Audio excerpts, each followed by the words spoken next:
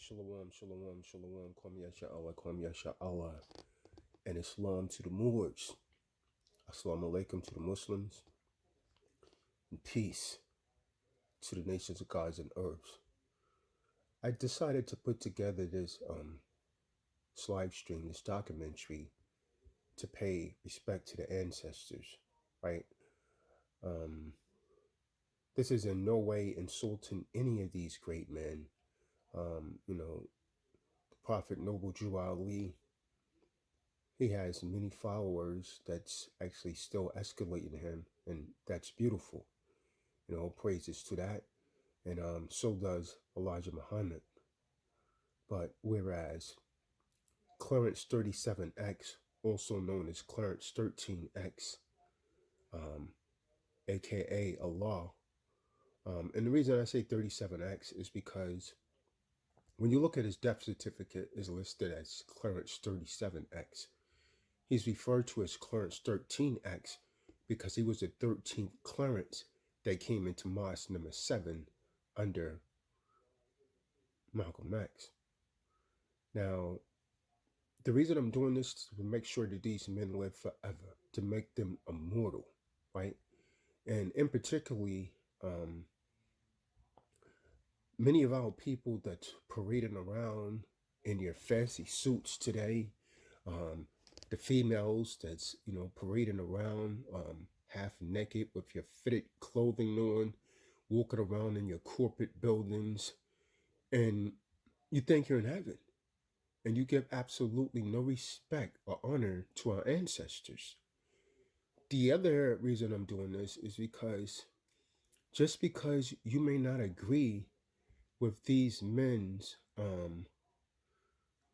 ideology or perspective, you still should pay them honor, because those of you that's walking around in corporate America, you wouldn't be doing so except many of these men put their lives on the line for you, only to have many of you become multi-millionaires, major sports figures, and you're in such a savage mind state that you won't give a damn dime to your less fortunate brothers and sisters down in the ghettos of America. So I'm doing this to pay the highest degree of respect to these men and to let you know that I have a love for all of our people.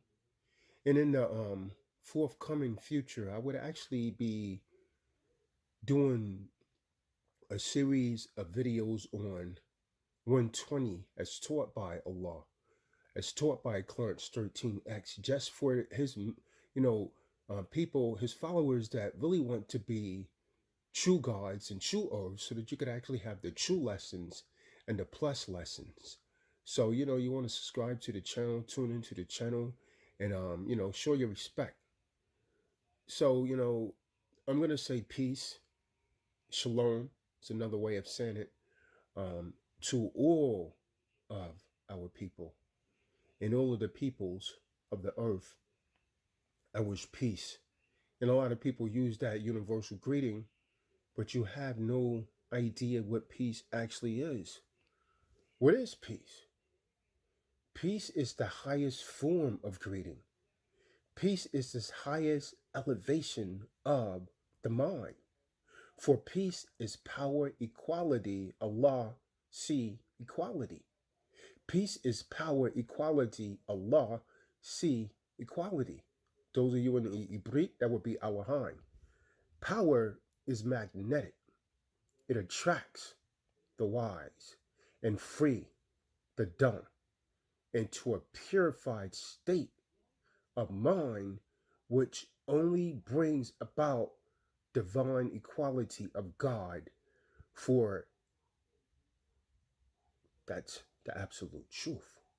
It brings about a divine quality of God to deal equally in everything that comes within the midst of the Almighty, who comes in arm, leg, arm, head, taking this to mathematics, which is the science of everything in existence. Allah, or Elohim, comes out to be what? To be understanding culture. For understanding culture is being born to God. For God is knowledge. For knowledge is to know everything in existence and everything that will come into existence. For God is the one that established his foundation. The righteous, purified perfection is being free of all negativity. C is to understand the light of power. For power is the truth, and truth is the light being seen by the understanding, to have understanding understood. When birthing this, right? Understanding is understood.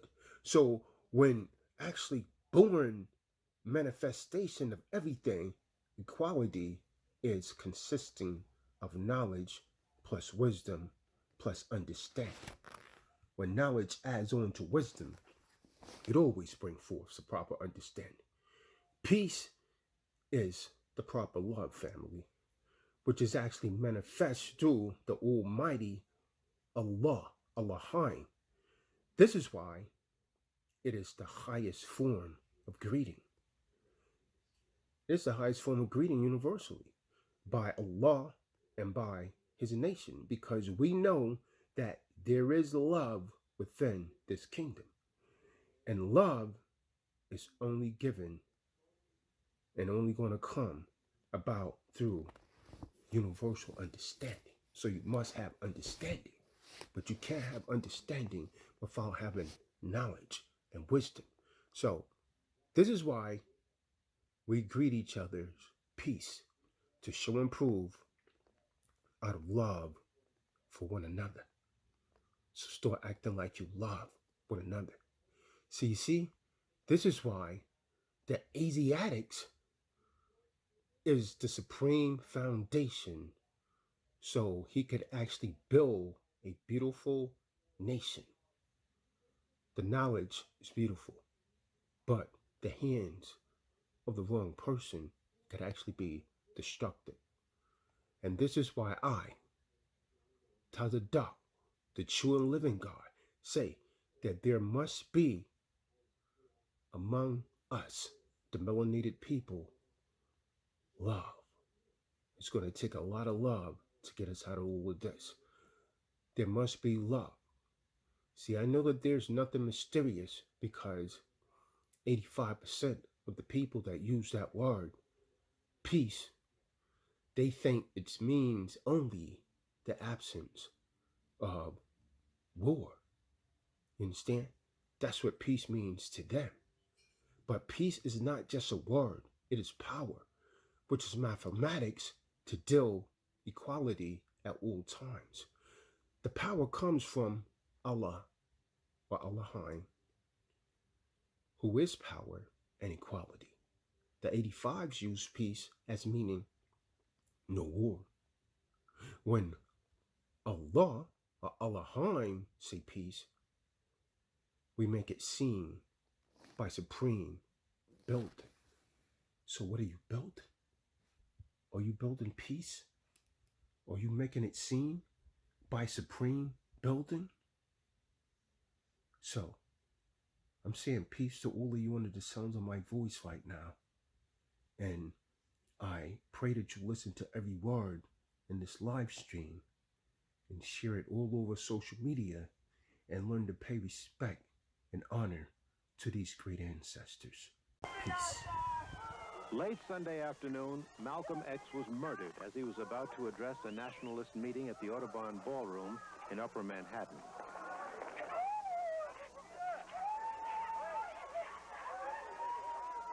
Moments later, Malcolm's followers seized one of the gunmen as he tried to escape the scene. Intervening policemen engaged in a brutal tug-of-war to keep the man from being torn to shreds.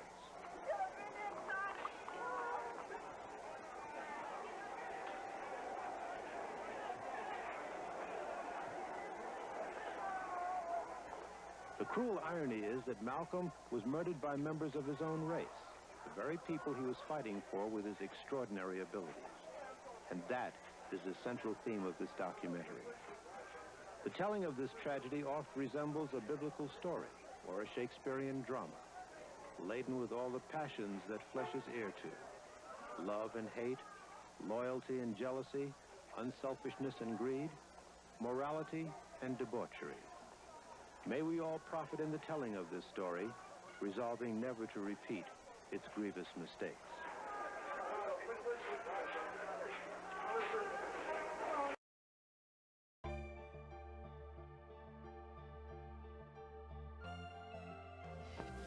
Minister Malcolm, when you broke with Elijah Muhammad back in March, you said it was because the black Muslims were too narrowly sectarian and inhibited, and because Elijah Muhammad had become blindly jealous of you and the personal following you had gathered.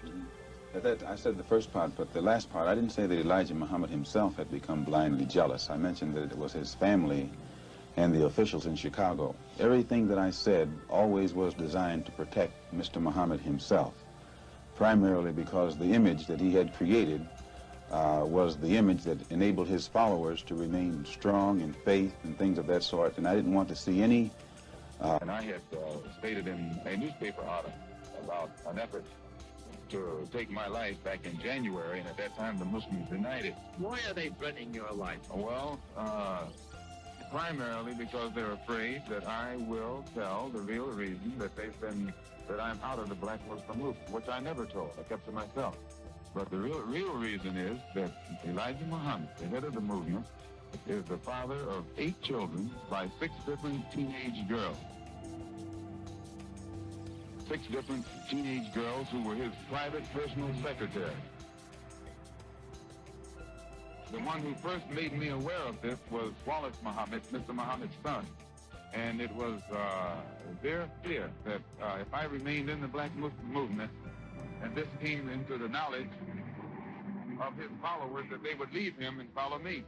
Set in motion to take me down, put me out. The statement that I made about Kennedy was used as a pretext to take me down. Did you get out of the... What will you take to protect yourself from this threat? I take no steps. I have a rifle. If anybody comes to my house without a good reason, I intend to try and use it, and that's all.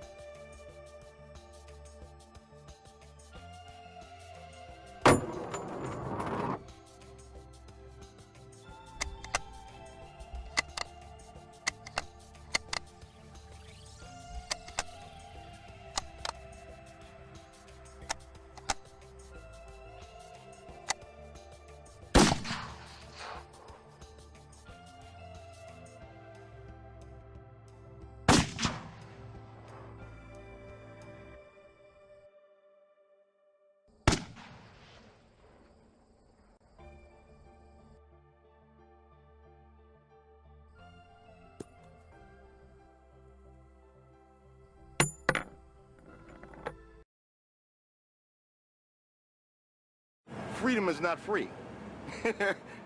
Every day people die for freedom. Freedom is not free. And these two men died just so we could have basic rights, just so I could walk down the street and not be harassed and be able to, you know, do normal things like everybody else. These were the watchmen of the time. They came and they risked life. When you told Martin, if you go out and speak to your people, you're gonna die. Martin still had the determination to die for what he was going to say. They told Malcolm the same thing. If you go out and speak to your people, you're going to die. But they had determination to look death in the face and say, I'm going to speak in spite of. That's and right. when you can get into Reverend Martin Luther King, subsidizes Reverend Martin Luther King, so that Reverend Martin Luther King can continue to teach the Negroes to be defenseless. Ain't gonna let nobody turn me round, turn me round, turn me round. Ain't gonna let nobody turn me round. I'm gonna keep on walking, keep on talking, walking up to freedom's land. The civil rights movement was a singing movement. You may have the vote, but you end up voting for nothing because they've already decided that you're not going to have any. It is time for you and me to see for ourselves. It is time for you and me to hear for ourselves. And it is time for you and me to fight for ourselves. We don't need anybody today speaking for us, seeing for us, or fighting for us. He spent a lot of time talking about the psychological attacks of white supremacy, the attacks on our minds. And that to me was like completely eye-opening when I began to hear, and I began to, to realize all the things that had been happening to me as a child growing up and other things that I now realize were a part of that, the movies, you know, all of those things were a part of that psychological attack to make us feel inferior. One has to realize that to call a person black in the 50s and 60s was an insulting thing to do. It was Malcolm X who almost single-handedly transformed the racial consciousness of black people so that they no longer were ashamed of being black. The Honorable Elijah Muhammad has stopped us from stealing, and we did steal. He stopped us from gambling, and he stopped us from lying. Stealing runs rampant in Harlem. Gambling runs rampant in Harlem. All types of evils and vices that tear apart our community run rampant in Harlem.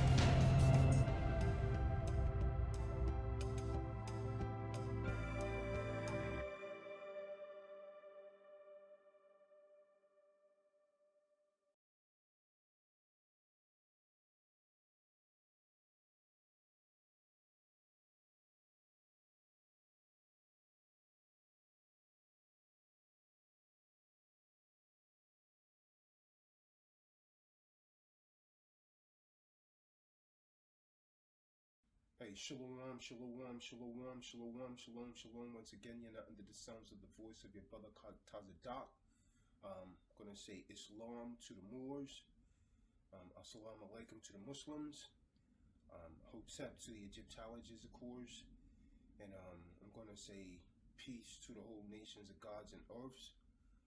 Today's degree is wisdom, build or destroy, all being born to knowledge add-on cipher. Knowledge is the foundation of everything in existence. It's the first step towards all righteousness. Knowledge also represents one, which is the Asiatic man. And so, which is also the sun. So the sun reflects his knowledge on the wisdom, which is the woman. The cipher is that which is complete. A complete cipher is 360 degrees. It's 120 degrees of knowledge, 120 degrees of wisdom, and 120 degrees of understanding. So with a complete cipher, you get everything in the UNI Vosh.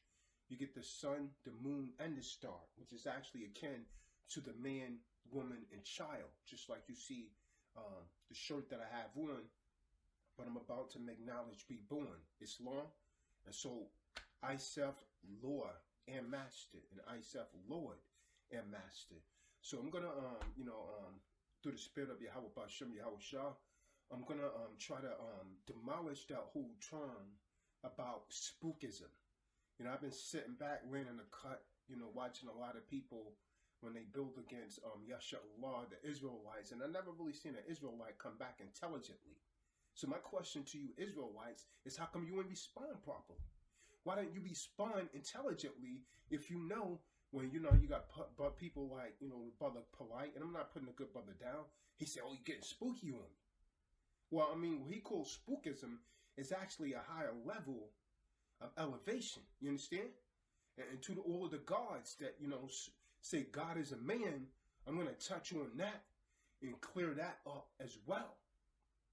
You know, God in an earthly form is a man, but that is like the non-perfect man. So I'm going to break it down. And to all of you Moors, Islam, I'm going to take you back to what the master taught you, you know, the prophet, Noble Jew Ali, because a lot of you have aborted that path. So I'm going to teach you how your teacher want you to learn. And this first thing I'm going to say to you, man, is a prophet, Noble Jew Ali, told you to avoid that masonry. A lot of you put masonry into, you know, more science. Jew Ali told you to avoid that. So I'm going to call this lecture right here, More Science of Noble Jew Ali, the Nation of Gods and Earths, and the Nation of Islam. Who is God? The right knowledge from Tazadaq. So I'm going to start. Peace, Shalom, Islam to the Moors. Assalamu alaikum to the Nation of Islam. And peace to the Nation of Gods and Earths. The information that you're about to receive is in no way to degrade any of these great men, but to pay respect to their own ancestors and honor. We're going to start with the prophet, the messenger, the great Noble Jew Ali, that may have the most impact and influence over the two other groups that I'm about to mention. You decide. You're in the valley of decision after I leave you with this information. Who is Noble Jew Ali? Noble Jew Ali is the prophet. Yes, and prophets do still exist.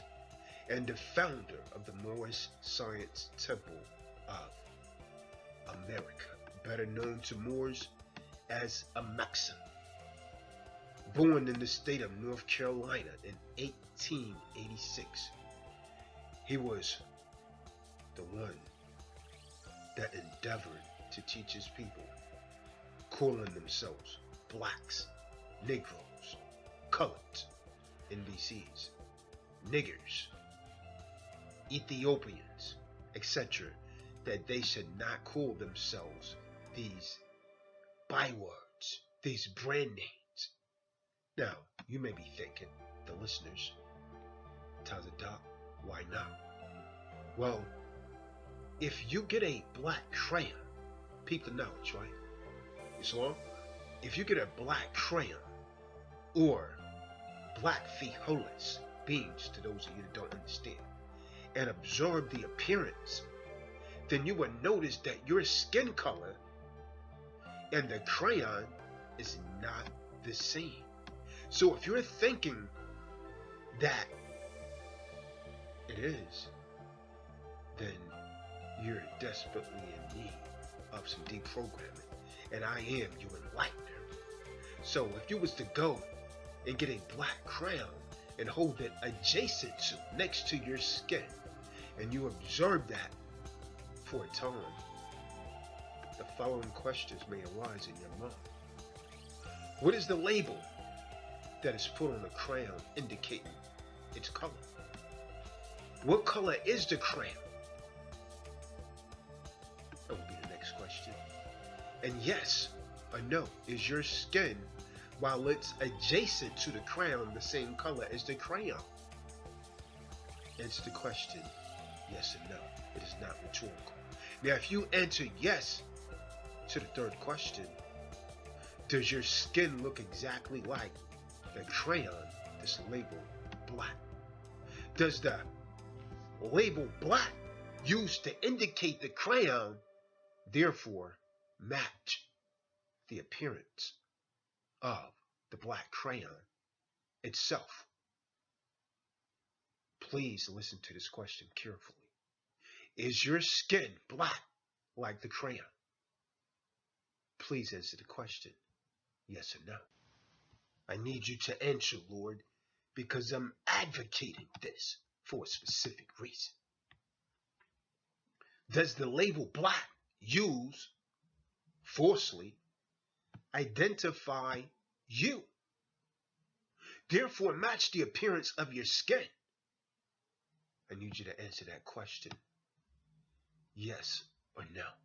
Now, after listening to this introductory questionnaire, you may wonder why. Is this man or anyone on this planet that's a Moor, that's an Asiatic, refer to himself as something that they're not? Black, like the crayon. See, a person which is not a dog, calling themselves a dog, is deranged. And a person that is not black, calling themselves black, is deranged as well. The answer is very simple. It's because the person do not know about the Prophet Noble Jew Ali, the founder of the Moor Science Temple of America, to uplift the fallen humanity by teaching them to be themselves and not to be something that they're not. You're not Negroes. You're not colored folks. You're not black people. You're not Ethiopians, because those names was actually given to you by slave masters in 1779 and lasted until 1865 during the time of slavery. Now, you may wonder why. You may have actually never heard of this man, Noble Jew Ali, some of you. Well, on the contrary, you now have, and now is the time to continue to learn about yourself. We honor the divine prophets, John, Zechariah, Malachi, and so on and so forth. Ezekiel, Daniel. But this truth is about you. This truth is about you, family. It is about understanding who you are. Islam? What is Islam? What exactly is Islam? I self, Lord, am master. Means you gotta master yourself. The great Noble Jew Ali taught this. And the man that actually taught Elijah Muhammad that that actually started the Nation of Islam that goes by the name of Wallace Fraud Muhammad, a W.D. Fraud, a Wali Muhammad, was actually a student of the great noble Jew Ali. So now let's go from the Moorish Science Temple of America to Elijah Muhammad. Noble Jew Ali was an educator and enlightener of many, and you will see as you continue to pay attention to this documentary, the guy that you see on the screen, W.D. Fraud, Wali Fraud Muhammad, aka Master Farad Muhammad, was actually a student of the great noble Jew Ali, the Prophet. Elijah Muhammad, let's go to him, another great melanated man. Elijah Muhammad, 1934 to 1975. Elijah Muhammad was born on October 7, 1897 in Sanderville, Georgia. Elijah Poole was his name. Married to Clara Evans of Georgia. They had 8 children: Emmanuel, Ethel, Lottie, Nathaniel, Herbert, Elijah Jr., Wallace, and Akbar. In April 1923, Elijah Poole moved his young family from Macon, Georgia, where he worked for the Southern Railroad Company and the Cherokee Brick Company, to Detroit, Michigan. Detroit was busting upwardly, mobily, city with a booming auto industry. On July the 4th, that's right, the 4th of July, 1930, the long-awaited savior of the so-called black man and black woman, Master Farad Muhammad, appeared in the city. And this is what Elijah Muhammad taught. He announced and preached that God is one, and it's now the time for blacks to return to their religion of their ancestors, which is Islam. News spread all over the city of Detroit of the preaching of this great man from the East. We're talking about Master Farad Muhammad here.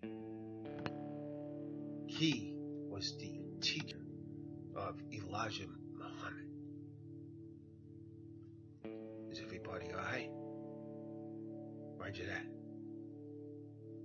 So, on July the 4th, let me just recap for a little bit. 1930, the long-awaited savior of the so-called black man and woman, Master Farad Muhammad, appeared in the city of Detroit. This is according to Elijah Muhammad. He announced and he preached that God is one, and it is now time for blacks to return to their religion of their ancestors, which was Islam, according to Elijah Muhammad. News spread all over the city of Detroit of the preaching of this great man from the East. Elijah Poole's wife first learned of the Temple of Islam and wanted to attend to see what the commotion was about. But instead, her husband advised her that he would go and see for himself. So in 1930, while preaching, W. Fraud met Elijah Poole. He asked him to be his divine representative in a continuing this most difficult task of bringing the truth and the light to his lost and found people. For 3.5 years, he taught and he trained Elijah Muhammad night and day into the profound secret wisdom of the reality of God. This included the hidden knowledge of the original people who were the first founders of civilization of the planet and who had a full knowledge of the universal order of things from the beginning of the divine creation. Upon Master's departure in 1934, Elijah Muhammad labored tirelessly to bring life to his mentally and spiritually dead people until his return to the great Master in 1975. Is everyone all right? Do you follow? Roger that. Copy. Continue on. Elijah taught that Farad, a fraud, said, "My name is Mahdi. I am God." According to the source, Fraud, when asked who he was by the Department of Police, the Detroit Police, he responded as such, and I quote, "I am the supreme ruler of the universe." That was Master Farad's response to the Detroit Police Department.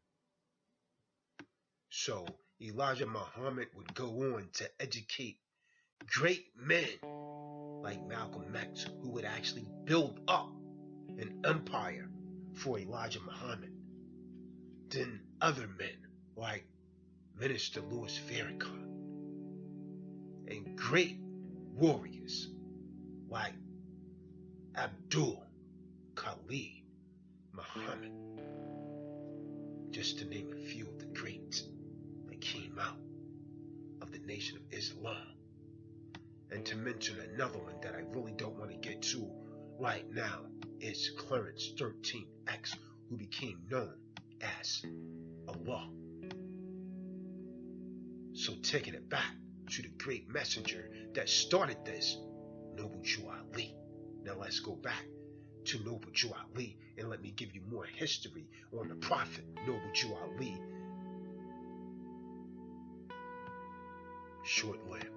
In 1916 AD, a black man, I'm going to use the term black, understand, we're not black, we're melanated, we're Moors or we're Israelites. Black is a brand, black is a color, but for the sake of the videos, so that the 85ers could clearly understand what I'm talking about, I'm going to use terms like that so that you can clearly understand what I'm saying herein. The great Noble Jew Ali is still very relevant today. So in 1916 AD, a melanated man, a Moor, wearing a fez worn by the Moroccans, should I say, appeared on the streets, corners of Chicago's South Side to proclaim who the original man is and what is his real name. He was Noble Jew Ali, born Timothy Jew in North Carolina, prophet and founder of the Moor Science Temple of America. In Newark, New Jersey is where he founded the first Moor's Temple of Science in 1913. Keep in mind all of the ruthless things that was actually going on in 1913, that a mighty warrior, a mighty Moorish warrior dared to stand up at this time when the Federal Reserve banksters began to wreak havoc on the United States. He also established the temples in Pittsburgh and Detroit before he went to Chicago, where the Moor Science Temple of America is actually incorporated under the religious organization. Noble Jew Ali's main connection was that the people known in America as the so-called black man, woman, and child are in reality Moors and Asiatic. Act 6 of the Divine Constitutions and bylaws of the Moor Science Temple of America reads, "With us, all members must proclaim their nationality and their divine creed, that they may know that they are a part of a partial of this said government, and that they are not Negroes, colored folks, black people, or Ethiopians, because these names were given by slaveholders in 1779 and lasted until 1865 during the time of slavery, but this is a new era of time." So stated the great Noble Jew Ali. This great man will go on to work wonders for his people. Do you understand? Do you understand? Jew Ali must be remembered. Noble Jew Ali also stated that all men must proclaim their free national name to be recognized by the government in which they live and the nations of the earth. This is the reason that Allah, the great God of the universe, ordained Noble Jew Ali, the prophet, to redeem his people from their sinful ways. The Moorish Americans are the descendants of the ancient Moabites who inhabited the northwest and southwestern shores of Africa, also the northeast and southeast shores of America. The prophet Noble Jew Ali immediately rallied as many Asiatics to his temple with the green five-pointed star on the red background as the Moorish flag. The red background as the Moorish flag. Nothing could stop the movement except the Moors. Taught in the Far East and possessing powerful speeches with a persuasive manner and a Native American shrewdness that enabled him to teach the poor, the rich, learned and unlearned people, and all who will listen. Most of them remember the race riots in 1919. All of them experienced the discrimination, the segregation, and other wrongs. Jew Ali offered them pride and dignity with knowledge of self and God. In 1928, a successful convention provided Noble Jew Ali with an expansion of his temple's activities to other cities. It is difficult to ascertain just how many temples resulted, because the record keeping by the Moors in cities like Pittsburgh, Detroit, Charleston, West Virginia, Lansing, Michigan, and Youngstown, Ohio. Jew Ali had divinely prepared and published the Circle 7 Quran, a book consisting of the life of Jesus and the sciences of life and degrees to follow.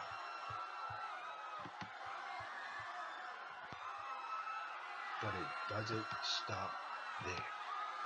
It doesn't stop there. The prophet did business in various oils and teas. He had divinely prepared among the Moorish blood purifies, bath, compounds, and other Moorish remedies that work and are still in use. Temples of the Moorish science temples today. Asiatics flock to the star and crescent. They wore their feathers on the streets, and the Europeans, the Gentiles, stopped treating them with contempt and treated them with respect. The prophet announced that each devoted Moorish American must carry a nationality card bearing his or her name with the title signed by the prophet with a Moorish seal. Today, slave names are actually amended, and real words has actually been added with the use of the 9th Amendment of the U.S. Constitution. The titles are El or Bey, signifying Moorish nobility. The nationality card with the star and the crescent, when displayed to the European, would convince the European that the bearer was actually a enlightened Moorish American. The prophet founded independence for the Moors, ethical and theological. The prophet reports from newspaper wrote about street brawls, threats, insults, and minor violences centering on the Moorish Americans.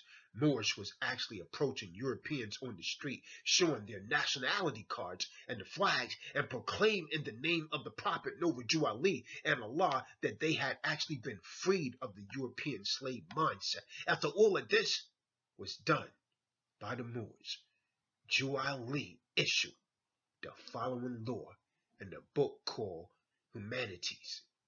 I hereby warn all Moors that they must cease from all radical and agitating speeches while on their jobs or in their homes or on the streets. Stop flashing your cards before Europeans, as this only causes confusion. We did not come to cause confusion. Our work is to uplift nation, etc., etc. Jew Ali made it perfectly clear that he was not here to cause a problem, but to uplift nation. Jew Ali's leadership is actually contested in 1929 by a man by the name of Claude Green, politician and former butler of Julius Rosenwald, who had previously joined the Moorish nation. One day, Jew Ali arrived at his office to find that Green had moved all of the furniture outside and had declared himself Grand Sheik. A civil war ensued. Each function enlisting support from temples in other cities. Green was shot and stabbed to death in his office at the Unity Club on the night of March the 15th, 1929. Jew Ali was arrested as he sat with his wife in a group of Moors. He was defended by attorney Aaron Payne and William L. Dawson, and Moorish Americans actually gained political prominence.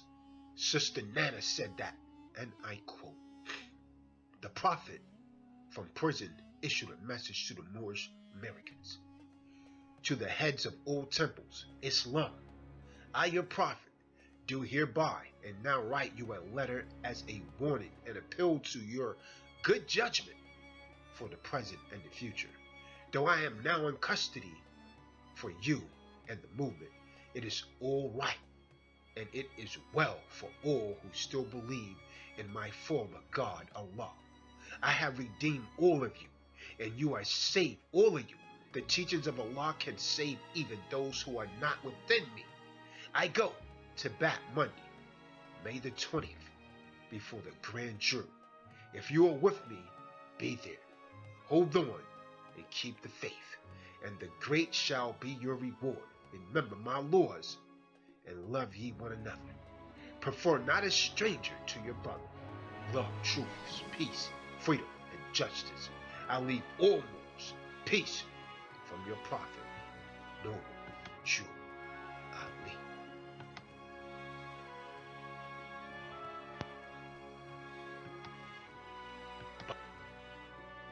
The prophet's time in the physical was joined to an end. This was Jew Ali's final proclamation.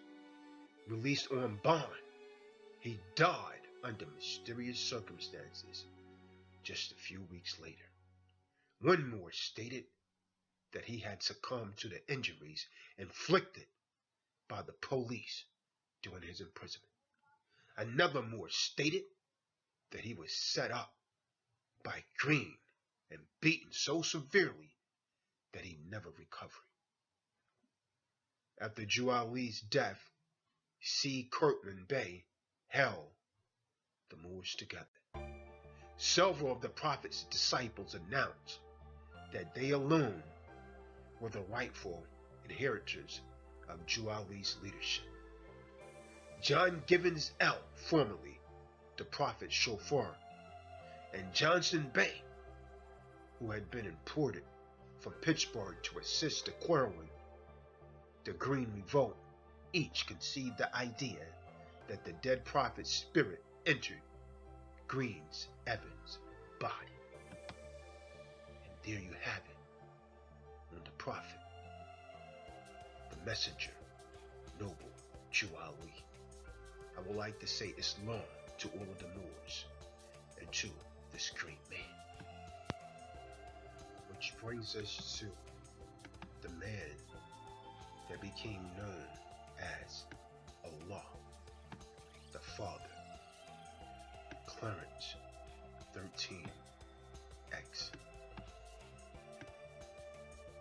aka the Father Allah, that actually started Allah's school in Mecca. So now let's talk to you about give you the right knowledge and history on this mysterious man that has influence over thousands of youth in the ghetto, starting in New York City, Mecca, and Medina, Brooklyn. Allah, the Father, the 5% Nation.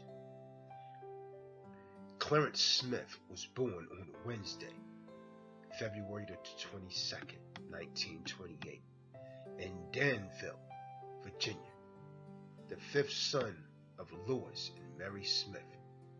His sister Bernice and younger brother Harry were born after him to complete the family of 7 boys and 1 girl. Clarence's mother nicknamed him P. Put, and this is what they call him throughout his early childhood. The young Put, a pudding, had a childhood in a world at a time of segregation. In 1940, Clarence's mother, Mary, moved to Harlem, New York. And in 1946, Clarence came to join his mother and older brother. Once in Harlem, his nickname, Put, was mistaken for Puddin'.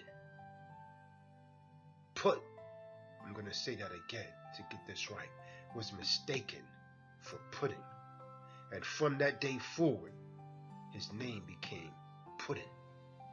Puddin' performed a number of odd jobs to keep money in his pocket. Among them was a fruit stand that he opened up in Harlem. It was also in Harlem that he developed a knack for gambling. He played a lot of pool in Harlem. Also, Puddin' in these days got him a reputation as a pool shark.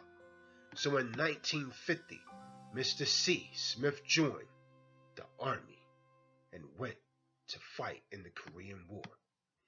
Half around the world, and that war did not deter him from the love of his life. He would send money home regularly that he won gambling. He returned to the United States and accepted the teaching of Islam under Elijah Muhammad and joined Temple number 7. Minister Malcolm X was the leader of the Temple 7 in the 1960s. It was while he was actually in the temple that he met Akbar on the streets of NYC, Justice, who was not in the temple, who would become his closest associate for many years to come. Soon after, he was actually promoted to the position of lieutenant with the responsibility of training the fruit of Islam, the FOI, in karate, which he learned while he was in Korea. In addition, he had a speaking style that was unique, a slow, methodical cadence, stressing syllables that normally are not. It was hypnotic. Allah, the Father, was again promoted, this time to the position of student minister. Elijah Muhammad had received word of this fiery young student minister and traveled to New York just to meet him and to bestow him with the name of Abdullah. In 1963, when Allah the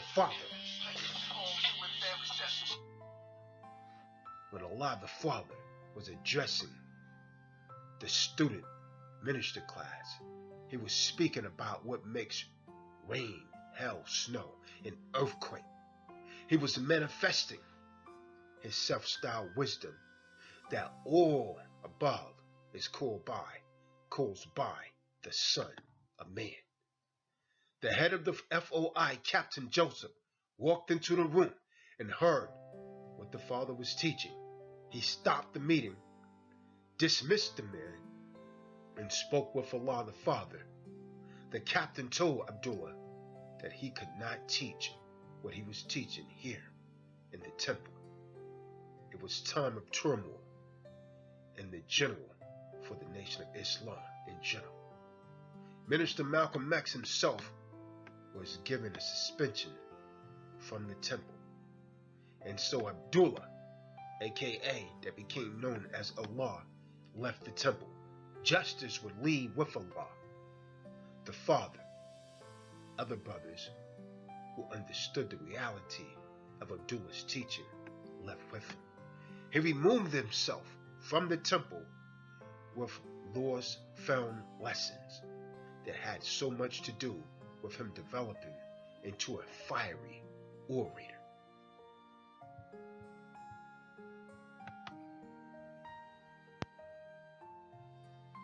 He was not yet known as Allah,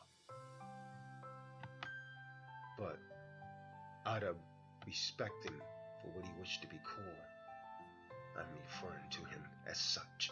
But he actually had not taken on the Naaman, Allah, at this time.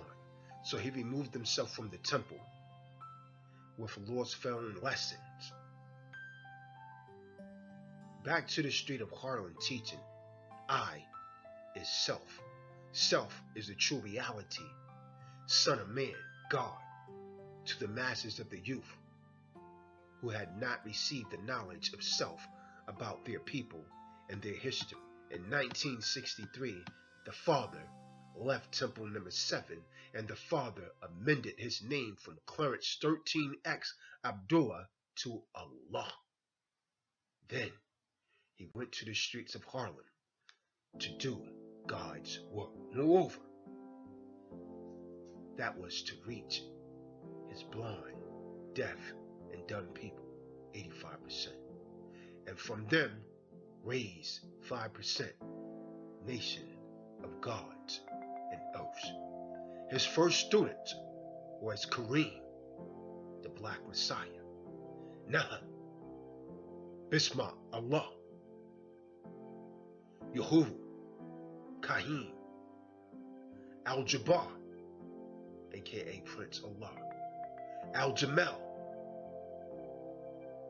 Bilal, Jihad, and or ABG7, Akbar, and Al-Salam.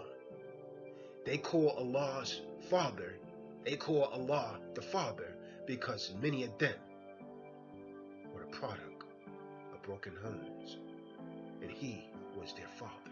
Thus, the father taught his first non-born, as you will see images of them towards the end of this video. Allah's firstborn became very powerful and dynamic young men that brought hundreds of Asiatic youth into the knowledge of self. They became known as Allah's 5% nation of gods and earth.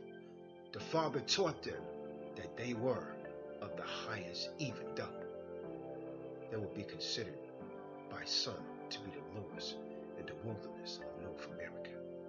He taught them that they should not be anti-white nor pro-black, but they should be anti-devils and pro-righteous, and that they should fear nothing in this world, that even the devil did not fear death. His only fear was Allah, because he knew not, or how he would come.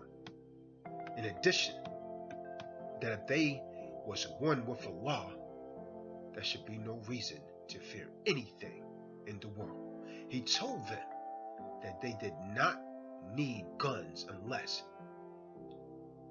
they had legal papers for them, that their tongue was their sword, and that they could take more heads with words of Allah than any army could with guns. It will be mindful for many of the 5%ers to call to their attention what I just stated, because too many of you are resorted to violence, yet call yourselves righteous. But nevertheless, back to the subject. Moreover, the one who must live by the gun shall die by the gun. The Father did not teach the 5% nation of gods and earths to fight fire with a tool, but he taught them not to try to put out a fire with gasoline. The firstborn each required to teach 10 children or people younger than they were, and they shall be their first fruit. Take note.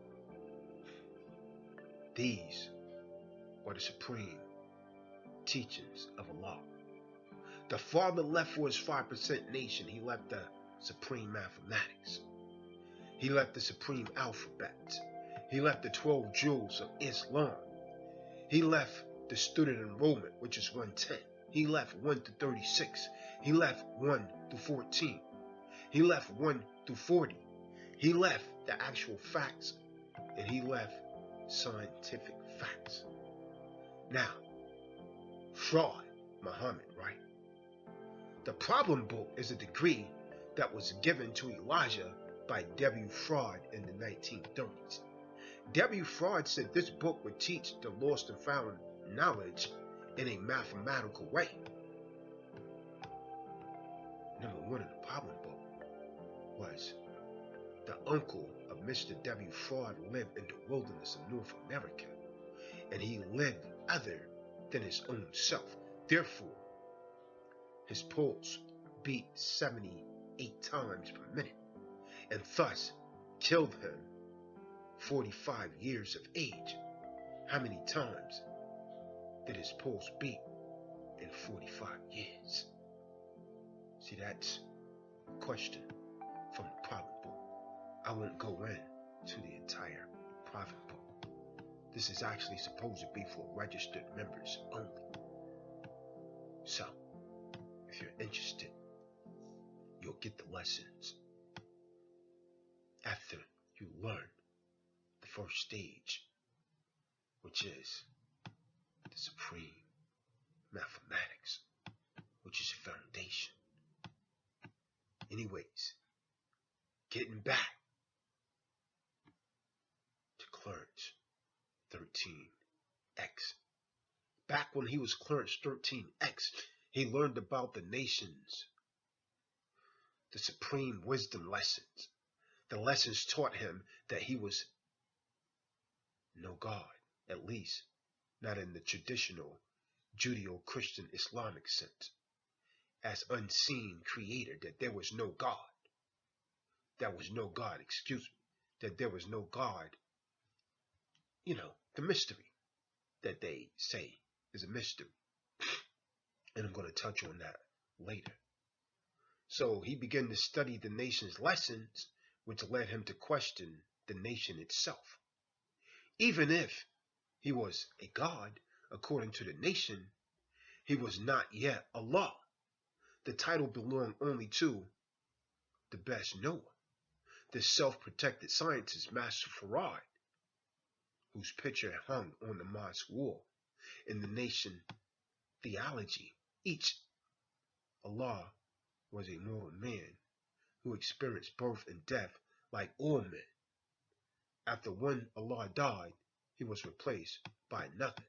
The lesson warned that the evil 10% would enslave the masses with invisible gods while using names of righteous prophets to shield their dirty religion. However, things within the nation was beginning to look different to Clarence 13X. The nation was supposed to be the enlightened 5%, but within the 5%, he observed a further division of 5, 10, and 85. Eventually, Clarence 13X realized he had no use for Elijah Muhammad or Elijah Fraud.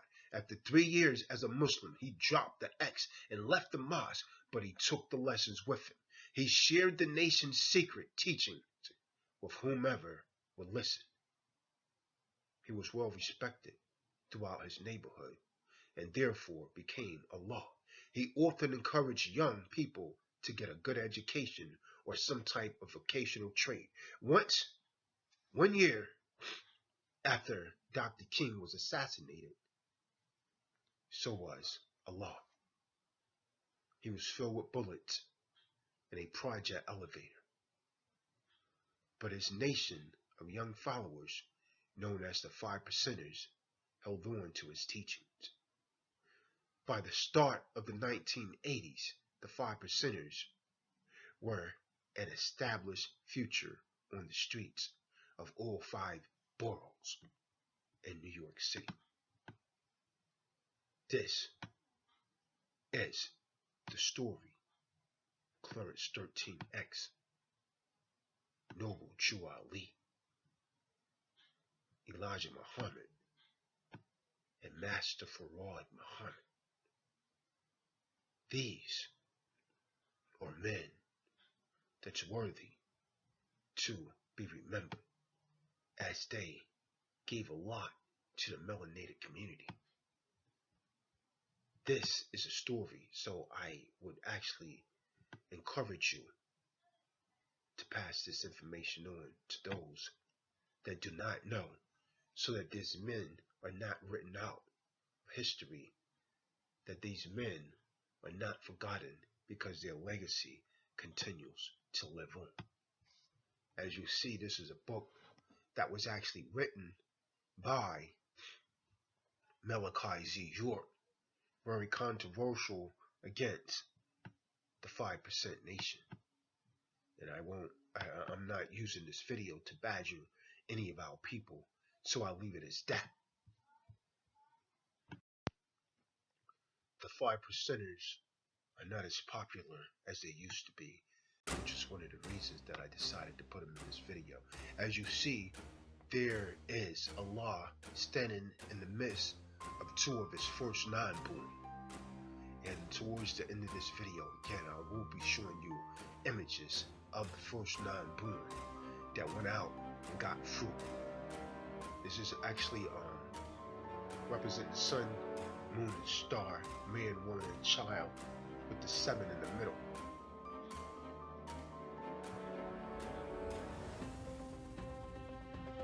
Now you see here the similarity of the circle 7 Quran and the universal flag that was actually designed by Shamgar.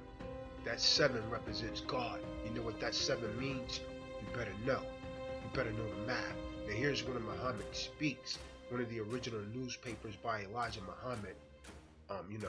Obviously what it says, here's Elijah Muhammad when he was actually arrested.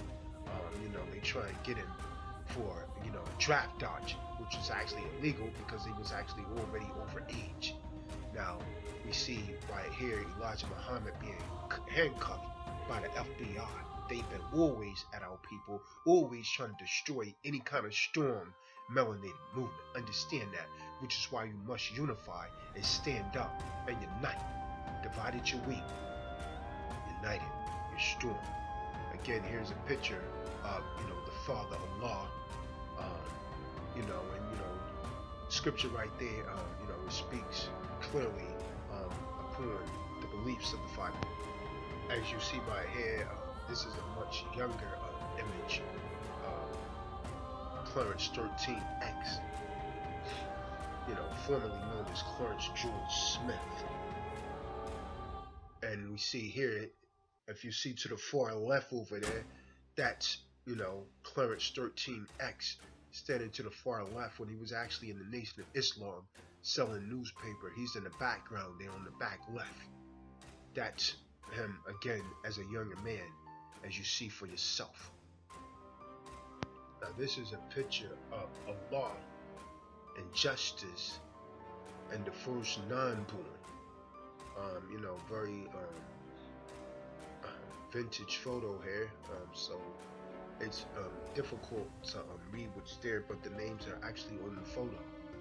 And so yeah, this is actually Allah and justice and the first 9 born that this movement was actually built on. First 9 born in Mecca, but earlier I think you saw the picture of the firstborn in Medina, and this is the God, Shamgar, Allah, that actually designed the universal flag. So that flag that you see, that flag has relevant meaning. Do you know what that flag means? Do you know what that 7 and that crescent moon stands for? Do you realize what those colors are symbolic to? You better know.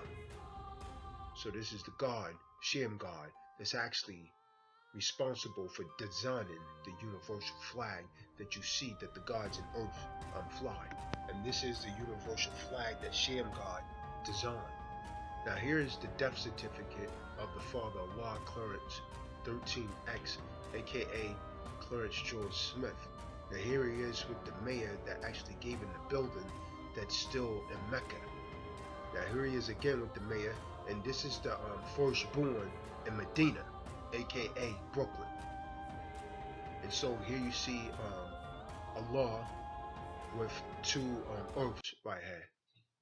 And here you see justice surrounded by some younger gods. And again, there is the death certificate of Clarence 13X. Who killed Allah is the question that many would like to know the answer to. Who killed Allah? That is the question that many would love to know the answer to. Who killed Clarence? Teach you how your teacher want you to learn. And this first thing I'm going to say to you, man, is a prophet, Noble Jew Ali, told you to avoid that masonry. A lot of you put masonry into, more science. Jew Ali told you to avoid that. So I'm going to call this lecture right here, More Science of Noble Jew Ali, the Nation of Gods and Earths, and the Nation of Islam. Who is God? The right knowledge from Tazadaq. So I'm going to start by saying, I've heard, people like the Nation of Gods and Earths, that God is a man. There's no mystery, and so on and so forth. That's what Master Farah Muhammad brought to you, God. And don't cut my knowledge, God. Listen up, because if you block it out, you're going to miss the understanding.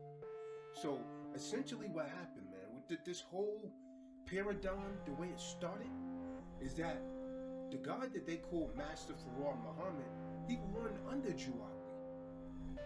You know what I mean? And then when they try to destroy Jew Ali, he stood in for a minute. And then so the prophet Noble Jew Ali mysteriously appears dead.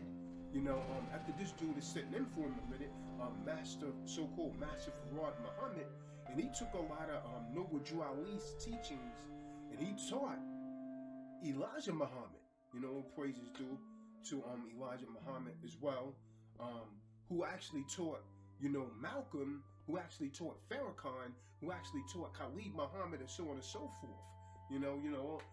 All due respect to the elders. You gotta give it up, whether you agree with everything they say or not. I still show them respect and love. Understand that. So everything that is coming out of the Nation of Gods and Earths origin came out of the Nation of Islam, which actually came out of the Moor Science Temple under Prophet Noble Jew Ali.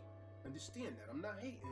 Just listen to what I'm saying. You can do the research yourself if you doubt it, right? You can do the research. Islam, peace, gods. I'm not hating. I'm just giving you the truth. And so truth is the only way to destroy all unrighteousness. In fact, truth is the way to square off all unrighteousness. You understand? The truth is. So, I heard the Nations of Gods and Earths. I heard Brother Polite. I heard the Nation of Islam. So many of you say that, well, there is no mystery God. Well, apparently he's a mystery to most of you that's saying that, because you think you know who God is, but you really don't know.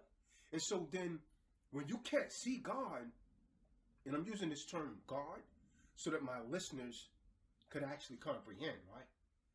Because, he has many names, right? Like he's referred to in many terms in the Hebrew. You know what I mean? Yah, Yahweh, Ahaya, El, Yahweh, and so on and so forth. There's so many different interpretations, right, in the Hebrew text, right? There's so many terms that's actually referring to that supreme deity. But when you start going in those terms, this is when the Nations of Gods and Earths and, the Nation of Islam say there's no mystery. You're spooking it. So I'm gonna make you see the light. I'm gonna shine some light in this darkness, because if it's not tangible, you people don't believe it, And that's your lower self. Understand, the physical form that you see, that's your lower self. So hopefully I pray thee, after this lecture, you'll be able to comprehend who that supreme power really is. And it's not just the physical form. It's not just the man. That's the imperfect God. And I'm saying that I'm using the term God so everyone can understand that. So I sat back and I listened, but I haven't seen an Israelite intelligently address the issue. Probably because you can't. You know what I mean? When they say, well, there's no mystery, you're getting spooky. I sit back and I watch the videos over here, you're getting spooky. Well, when you start talking certain things, the good brother Polite's like, you're getting spooky. Even the brother Sinetta, you're getting spooky. Okay, well, we're going to clear that up. And this is not to insult any of those good brothers. Understand that. I'm not insulting anyone. But I'm going to give you the right knowledge on God or Yahweh. Whatever you're referring to him by, Yahaya, Ahaya, Yahweh, Yah, El, Elohim, Elohim, meaning the powers. So, again, this is not to insult anyone, right? So I'm going to start off with the Tetragrammaton, right? So we're going to look at some of the Hebrew names of God in Hebrew. So one of them is the Tetragrammaton, right? YHWH. This is the most important and most often written name of God in the Hebrew. It is YHWH. So let me see here. Try to write this. Give me a second. Let me write this what I'm talking about. I have my whiteboard here, but I want to use that for something else. So let me write what I'm talking about, right? So I'm gonna show you what I mean. A black marker. Give me 1 second. I'm gonna get a marker.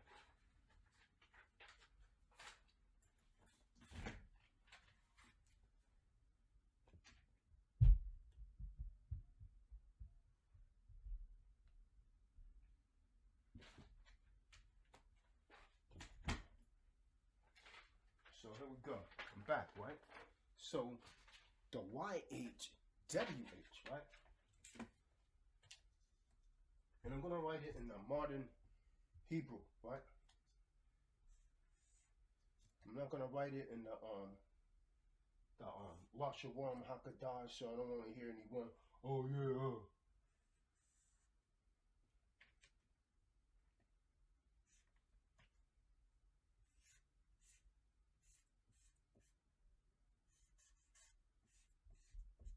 Right.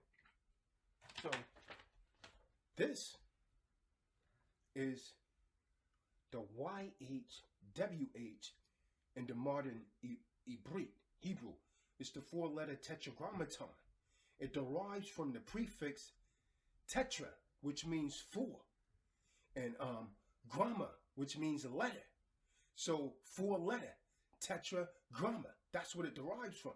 So the Hebrew letters are Yah, Ha, Wa, and then on the end, you know, on the end of a Hebrew word, you drop the Ha sound, and it's just the H. So you come up with Yahweh, Yahweh.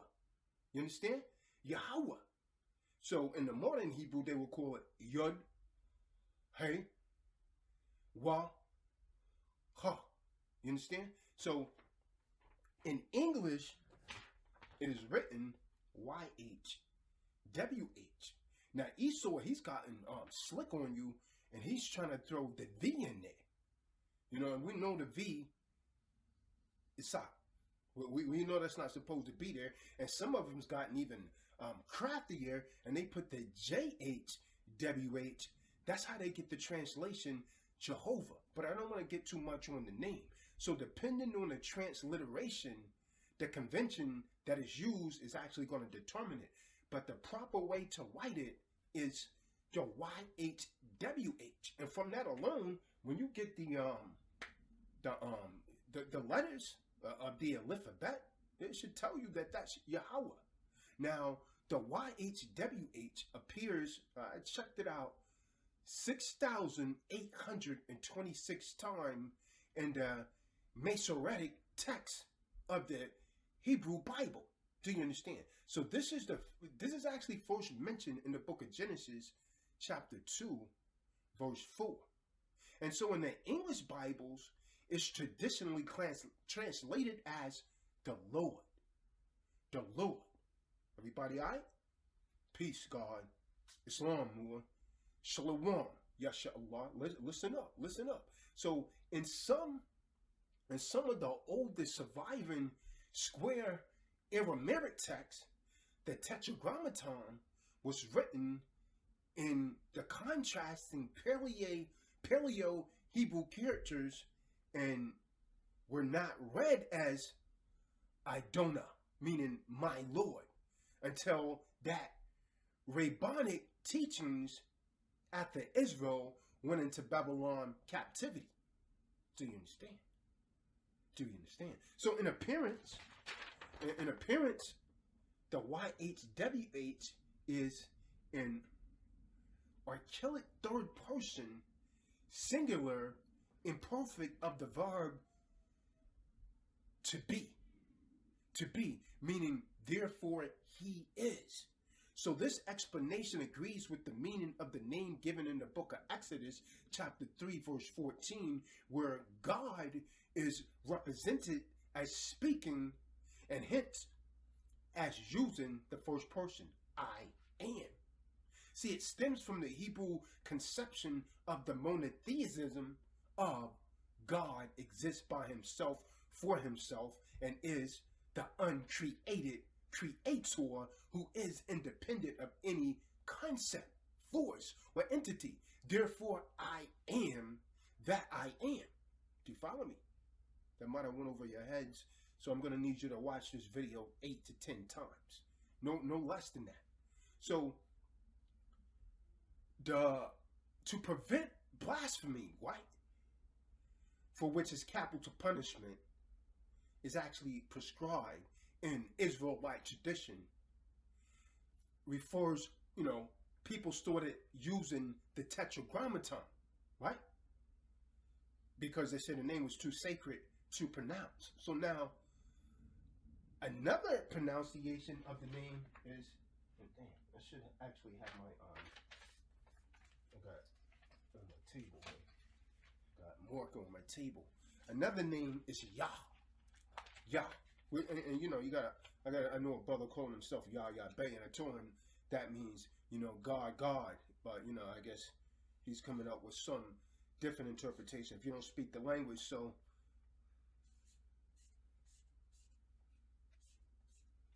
I'll pray for the brother. So this Yah, right?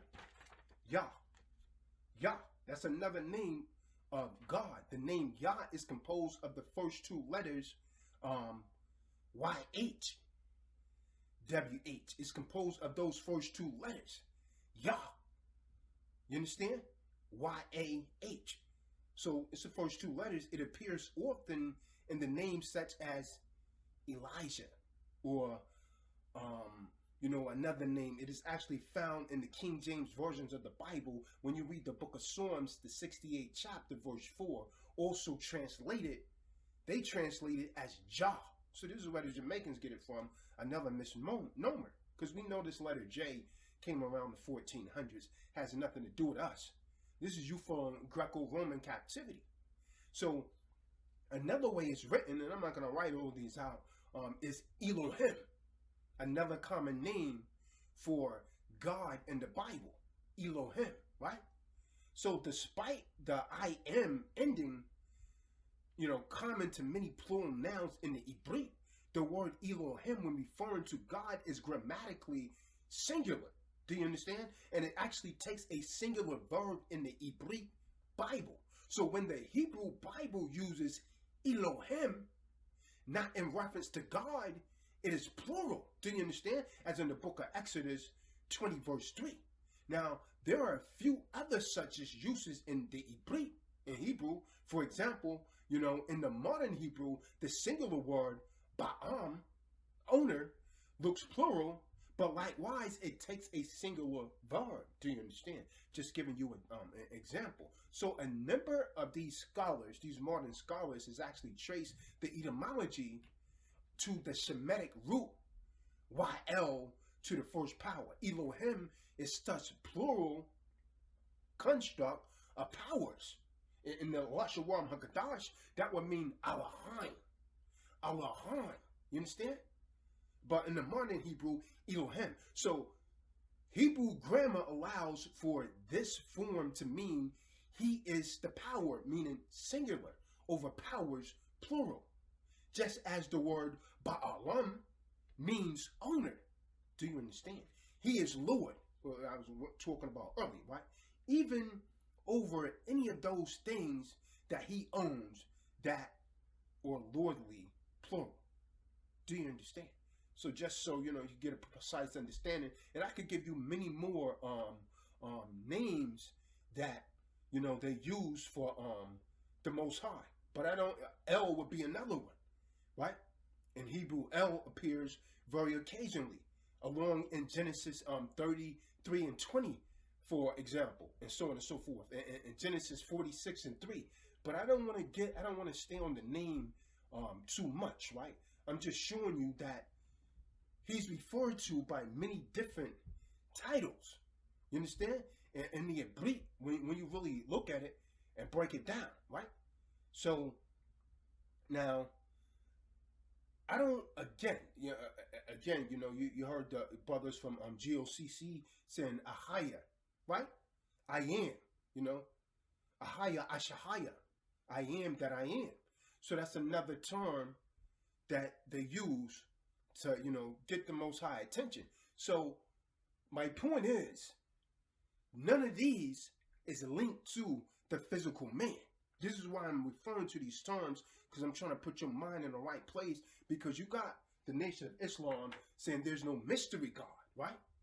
And you got the Nation of Gods and Earths, peace to the gods, by the way, but I'm going to get your mind right, kid, saying that there's no mystery God. God is a man. You understand? So I'm going to have to clear all that up, because that's a lower level of vibration. You understand? To you, if it's not tangible, if you can't see it, if you can't feel it, then I suppose it's not real. So then you have people going around saying, oh, you're getting spooky on me. You're talking about something that don't exist. You're getting spooky. Well, I'm going to clear that up for you now, right? But the first, since most people suffer from what is known as aphasia, you've totally lost the ability to comprehend words. Allow me to help you out, right? We're going to deal with etymology, right? So when you look at the word spooky, let's see if Israel, because too many of you actually attacking Israelites saying they're getting spooky, right? No. They really didn't know how to explain that they're on a much higher level of elevation than you are, because you're still operating on a physical plane, right? Which is the lower plane, which is an imperfect plane of God. So when the gods say, I'm God body, that's the imperfect God, right? That's when he's actually came into the flesh. But I'm going to get to that. So let's deal with spookism, right? What is a spook, right? Spook. When you look at the etymology, it was first used around 1801. It's dealing with an aspiration, ghost, from Dutch, spook, and then Middle Dutch, spook. Dealing with spook, right? Spook, right?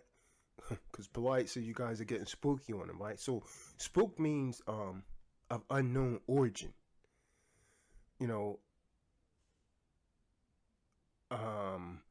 Something that someone's not knowing, right?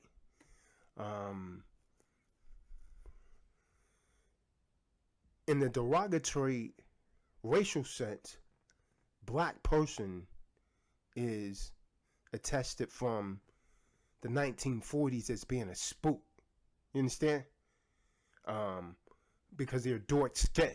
So a spook, that's what they refer to a lot of so-called blacks, right? So, but the term that we was actually looking for, the phrase, the way that they use it is to represent the unknown, like a ghost or aspiration or something, right? I contend they're not clear on etymology before the physical Yahweh existed. Yahweh was actually in the spiritual form, and that's what people on a lower level of vibration do not comprehend. They talk and they jaw jab all of the time, but they're not clearly comprehending because first they didn't study linguistics to see what these words actually mean, right? So they limit God to the physical form, being a man. Like, the black man is God. And to a degree, that is true, but I'm going to elaborate that and clear that up because it's confusing a lot of people, right? So then when you start talking in the spiritual realm, and I'm a spiritual man, you know what I mean? I do believe in the Most High, Yahweh Ba'Shem, Yahweh Shah, right? You know what I mean? I know that there's something outside of this physical form of me that controls everything, you understand? When this temple perish, I'm immortal. I live on. Infinity. Do you understand? I'm spiritual. That's the real me, right? This earthly form that you see when I came here from the 9th galaxy, it has limits on it. So when you start talking spiritual, they say you're getting spooky on me. Okay. Well, let's see what that means. Spirit, right? Because they can't discern the difference between being spooky and a spirit. The Israelites are not getting spooky on you. They're getting spiritual. And so the more spiritual you are, the closer you are to Elohim or Elohim or Yahweh or Ahaya. Do you understand? So a spirit is like an animating or vital principle in man. You understand? The etymology of it goes back from the Anglo-French spirit. It's spirit. Directly from Latin, a breathing or respiration of the wind. That's powerful right there. A breath of Yah. So a spirit, an inspiration, a breath of a life. So the spirit is the life. You understand? The scriptures say, and Yahweh or Ahaya blew into man, and man became a living soul. In the book of Genesis, chapter 2, verse 8, understanding what thou readest. Most of you don't. And I'm not teaching anything different to you Moors than the Prophet Noble Jew Ali taught. You understand? Understand that. So, because the spirit is invisible, they say, well, you're getting spooky on me. So they trying to relate something spiritual to something spooky. Totally two different things. You do error not knowing the scriptures, nor the power of the Most High. You understand? So you're off on that. You're off on that. So now we're going to deal with linguistics, right? We're not going to just deal with English because English is throwing a lot of people off, right? And so this is why a lot of people don't clearly comprehend scriptures because they don't look it up in the mother tongue, right? So, Clarence 13X, the one that you call the Father Allah, he taught that God is a man, that there is no mystery. Praise to him for what he gave us, right? But you can't limit the Most High, Yahweh, to just being a man. Understand that. You say there is no mystery. It's a mystery to you because you truly don't know who you are. And don't cut my knowledge, God. Class is in session and Tazadaq is teaching the supreme lesson. So check this out, right? Elijah Muhammad, he taught his followers that same thing. But he taught a little different because he said God came in the personages of Master Farad Muhammad. Was showing you that Elijah Muhammad knew that there was something outside of himself, that there was something spiritual. Now he said he came in the personage of Master Farad Muhammad. But where did Mustafa Muhammad get this lesson from? He got it from the Prophet Noble Jew Ali. Truth must be told. Now, if you're in the nation of Islam, don't get upset. If you're in the nation of gods and oaths, don't get upset, because the truth of the matter is, these men, these great men, came out of the school of thought under Noble Jew Ali. That's just the facts. It's the facts. Now, I don't want to go into the history of that. I'm just trying to show you who God is so that you will know that it's not just a physical man. You said there's no mystery God. Well, he's a mystery to you because you don't know clearly who God is, because you clearly don't know who yourself is. You're limiting yourself to this physical plane. And that's a problem. That's a problem. So now we're going to deal with the human, Ha-Adam. And then we're going to deal with man, which is actually Ish, right? So we're dealing with the human, which is the entire mankind, is different from man when you look it up in the Hebrew. So we're going to have to, first thing you're going to have to do, man, you're going to have to look this stuff up that I'm telling you in the Hebrew, right? In the Hebrew. Where's my, okay. And not just the English, right? So then we're going to deal with Isha in the book of Genesis. Now, the question that I got for all of you, right? Was the first human a male? That's the first thing I'm going to say to you, right? When you read the scriptures, when you really look at it in the Hebrew, right? In the book of Genesis 2, we read the creation account of the first human. When you read the English Bibles, King James translations, New World translations, and all of that, in Genesis 2, the first human is simply called man, right?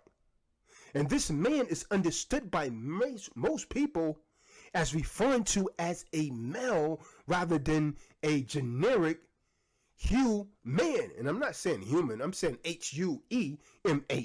However, when we look at it in the Hebrew text, right?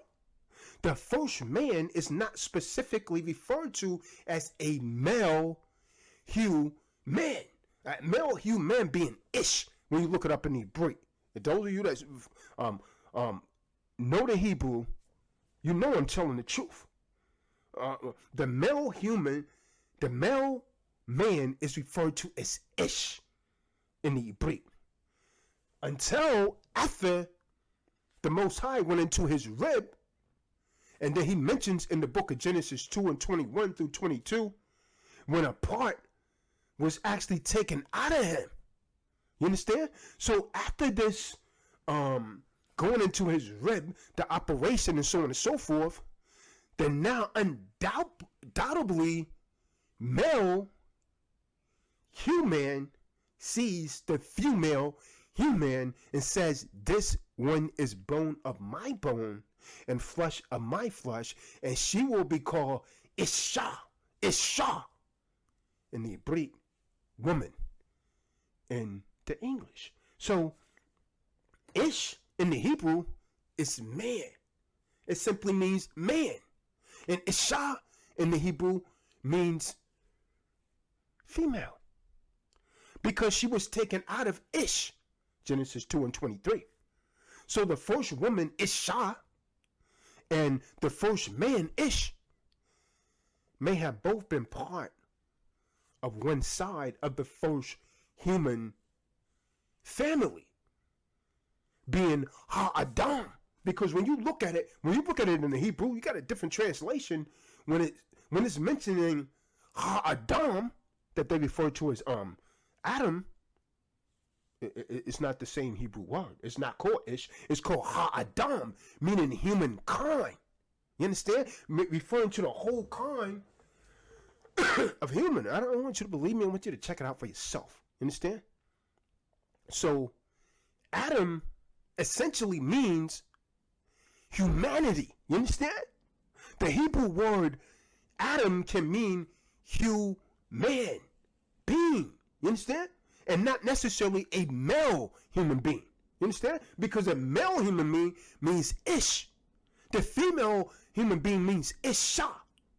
For instance, in the book of Hebrews, Genesis, the 5th chapter, right, verse 2, it's referring to humankind, right? It's referring to both man and woman. They are referred to as Adam. When it's referring to mankind, it's Adam. They're referred to as Adam by Yahweh. So in Genesis 1:27, it says that Yahweh created, or Yah, El, created humankind, Ha-Adam in the Hebrew. In his image, in the image created he, him, male and female created he, them. So he's talking to mankind. He was saying Ha-Adam. This was before he specified a gender. Do you understand?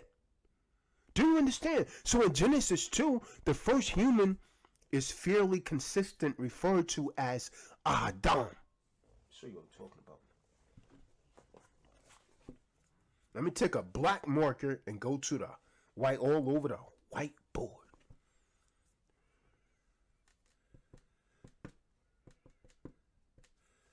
So, ish.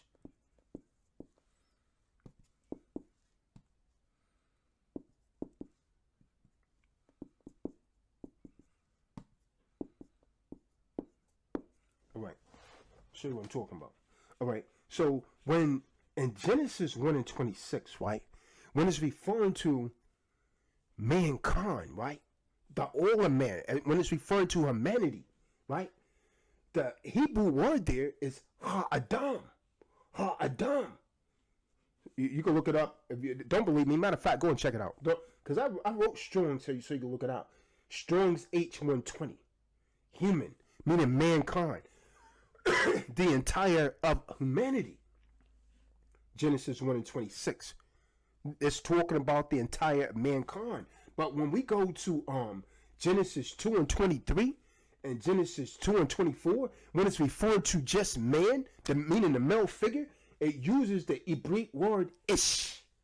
Ish. You see that? Ish. You can look it up in Strong's H376. Don't believe me? I dare you to go and check it out for yourself.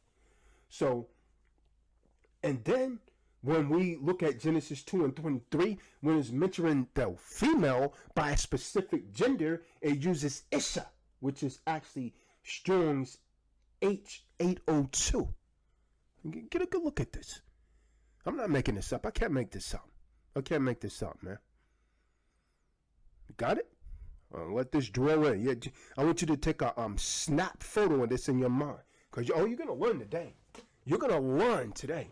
So, now. So, back to the gods and earth, right? I'm saying all of this to explain something. When man started being referred to as Ish, that's when he was actually made out of the mud and so on and so forth. I'm going to get to that. So, I have actually, I'm going to go over something on the screen. I'm going to break this down in the Hebrew. I'm going to put this on the screen so that you can see it, right? And so, and I'm actually going to go over Ha-Adam, meaning humanity, or the human family. And so, then I'm going to show you again that when he's referring to just man, it's Ish. And when he's referring to the woman, it's Isha, right? Do you understand? So the Hebrew English text should actually make it very clear that I'm going to actually put on the screen. Now, I believe that Genesis 2 creation accounts was actually designed to show the equality. Remember God, 6 in the supreme mathematics, equality and the compatibility and unity of the first woman, the first man and woman.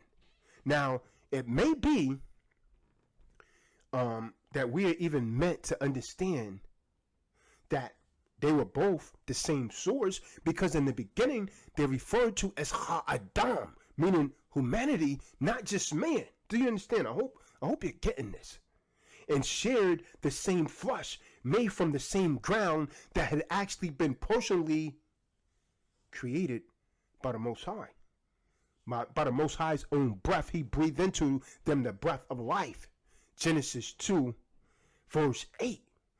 So, thus, it gives us further insights regarding the equality of man and woman. We just have different purposes. You understand? Already stated in the book of Genesis, chapter 1 and 26 through 28. Now, do you understand? Do you understand? So, in Genesis 2 creation account, often use, male authority. You understand? Certain things like she was made for the man, and so on and so forth. You understand? She was taken from the man. She was created for the man. Understand that. Understand that. We understand that. So now, let me go back to the God bodies so that I believe that, you should have a pretty good understanding of this Ish, and so on and so forth, and Isha. Ish meaning male, Isha meaning female, but Ahadam meaning humanity, meaning mankind. You understand? So there's a distinction. There's a distinction here. So what I'm saying to you, family, to you nations of gods and earths, to you nation of Islam that says you're getting spooky, when before God became Ish, and before God became Isha, God was Ahadam. He was spiritual. He was referred to as Ahadam before he was formed out of the dust of the earth. You understand? This is when he was actually in a spiritual form, and that's the highest force there is. So now I'm going to talk to you about that so that you could get a proper understanding. And I'm going to eliminate all of this stuff about there is no mystery. There's a mystery to you because you truly don't know the highest form of God.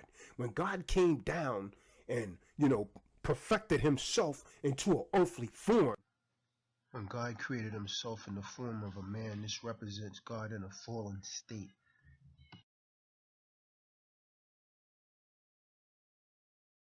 Shalom and Kwam Yasha Allah, you're now under the sounds of the voice of Supreme Tazadaq, meaning Supreme Righteous, and welcome to the Truth Show on UNI VERSAL Indigenous TV 7, where the truth is the only way to square off all unrighteousness. So this is a lesson. You can consider this a plus lesson for the gods and earths, a plus lesson for, the good brother Polite, a plus lesson for Satnetta, and a plus lesson for anyone that says the Israelites has been spooking God. So understand this. I'm going to break it down because before anything is in a physical plane, it has to be a thought. And you can't see a thought. You can see it once it's manifest into the physical, but a thought is real, but you can't see it. Just like you can't see the wind. The wind is real, but you can't see it. You understand? So a thought from the mind, that goes back to your lessons, God. But I'm going to make you acknowledge God today in the unseen that you call a mystery God, which is actually the highest form of God that you don't understand because you're operating in this physical plane. But I came from the ninth galaxy as a starseed to give you this right knowledge. So to be born is what, God? Born is to be born both physically as well as mentally. So everything that's actually created eventually has to start from a mental thought, which is actually unseen. It all has its origin in the unseen. So that's the reality, right? But if it's not tangible, you can't comprehend it. So if we have everything's origin in the unseen, how am I being spooky? I'm not spooky. I'm just much on a higher level than most of you. Don't cut the knowledge, God. So to be born is to be, born mentally as well as physically. Mentally means the unseen. So before it's manifested to the physical, it actually has to exist as a thought in the mind, which is unseen. Do you understand? Before it's even pictorial in the mind, it's unseen, which is a thought. Before you do anything, you have to create that thought first, right? Before that thought could actually manifest itself and materialize to anything. Understand that, God? Repeat the lesson. Listen up. So now I'm going to take you into, how God, we're not Yahweh, right? So I'm going to cut all the false belief. We're not Yahweh, but we are God. You understand? So God being perfect, the only thing that he could actually create was himself perfect in his image and likeness. But when you see God in a physical form, that is God in his fallen state. Understand that. Understand that. That's God in a fallen state. If you ever get to the level that I'm on, you will understand that the unseen is the real reality. Like darkness is the true light. See, everybody's looking for the light, but darkness is the true light, because Yahweh, or what you refer to as Allah, has its origin in darkness. You understand? Because if he was created, or the deity was created, then that wouldn't be God. Because anything that's created is not the highest form of deity, because it came from something else. You understand? So Yahweh, or what you refer to as Allah, Elohim, or the Elohims, meaning the powers, was always in existence. And he willed himself into a physical form. So that's God in a fallen state, so that you could actually comprehend with your little, understanding. But check this out. So let me take you to the book of Genesis. See, you could deal with mathematics, but if you don't understand linguistics, then you're still off. And since this was actually written in the Hebrew, we're going to look at the Hebrew. And I want you to pay particular attention to what I have highlighted there. Adam. Adam. So when you really do the research on Adam and you look up, in that lexicon or Strong's, Adam, now the typical Bible lists Adam just simply as a man. Now in cipher, God, La'ah, that is off. Lo, that is a mistranslation in your English Bibles. This is why you got to be able to understand the Hebrew. Adam simply means a human being. It's not gender specific. It's actually referring to humanity or humankind. So what I want you to do now is look up Strong's H120, because everything I say is right and exact. And I'm going to show and prove that God in the beginning was not gender specific. Understand that, until he was actually in his fallen state. So now let's get the knowledge. These are the generations of the heaven and the earth when they was created in the day of the Lord Yahweh made earth and heaven. No shrub of the fields was yet in the earth, and no herb of the field had yet sprung up. For the Lord Yahweh had not caused it to rain upon the earth, and there was no man, Adam. See, this Bible, the English translation is using the word man. Now in cipher, God, that is a mistranslation. The term that should be there is mankind or humanity. There was no humanity or no mankind, meaning man or woman, to till the ground. Look it up yourself. But there went up a mist from the earth and watered the whole face of the ground. The Lord Yahweh formed Adam of the dust of the ground, and breathed into his nostrils the breath of life, and Adam became a living soul. So the way that the English Bibles are interpreting this, they're automatically putting man there, but Adam does not have a gender specific. Understand that. It's referring to humanity. And I'm going to show you when it gets to male and female, it's not being gender specific right now. You understand? So this is still, we're still doing on a higher level, which is spiritual. You understand? He had not created an Adam. So now we see, even up into the verse 7 right here, Genesis 2 and 7, the Lord Yahweh formed man out of the dust of the ground and breathed into his nostrils the breath of life, and man became a living soul. You see, the English translations are translating this to be man, but it really shouldn't say man. It should say Adam, which means humanity or mankind. It is not gender specific. Again, go back and look it up in Strong's. You can see what I'm talking about. Look at Strong's H120 to show and prove everything that I'm saying is right and exact. So at this point, even when he formed humanity out of the dust of the earth, is not gender specific by it. It is not male or female. Understand that, King. Understand that. I hope you can see this. I pray that you can see this because I'm advocating this. This is why linguistics is essentially important and not just mathematics. You understand? You got to know them both. So now I'm going to take you to verse 8 and we're going to continue on. So I'm going to add verse 8 in here. And, you know, the Lord Yahweh planted a garden eastward in Eden, and there he put the man whom he formed. So again, you see the English translation has this interpreted as the man, but the Hebrew word is still Adam, which means humanity or mankind, not gender specific. Do you understand? Don't get mad. Just get your mind right. So we're going to jump down to verse 15, where it's important.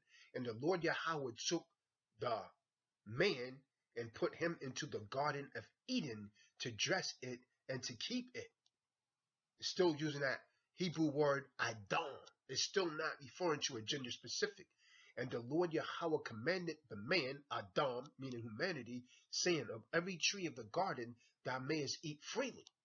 Verse 17. But of the tree of the knowledge of good and evil, thou shalt not eat of it, for the day that thou shalt eat of it, thou shalt surely die. And the Lord Yahweh said, it is not good that the man be alone. Now, okay, what do we have here now? What do we have here now? Are we dealing with the same phrase? Ken, yes, we are. So it's still using the Hebrew word Adam, which actually means humanity, not male, not female. This is not specifically gender oriented, so that you can understand. So when you read Genesis 2 and 18, it says the Lord Yahweh said that it is not good that Adam shall be alone.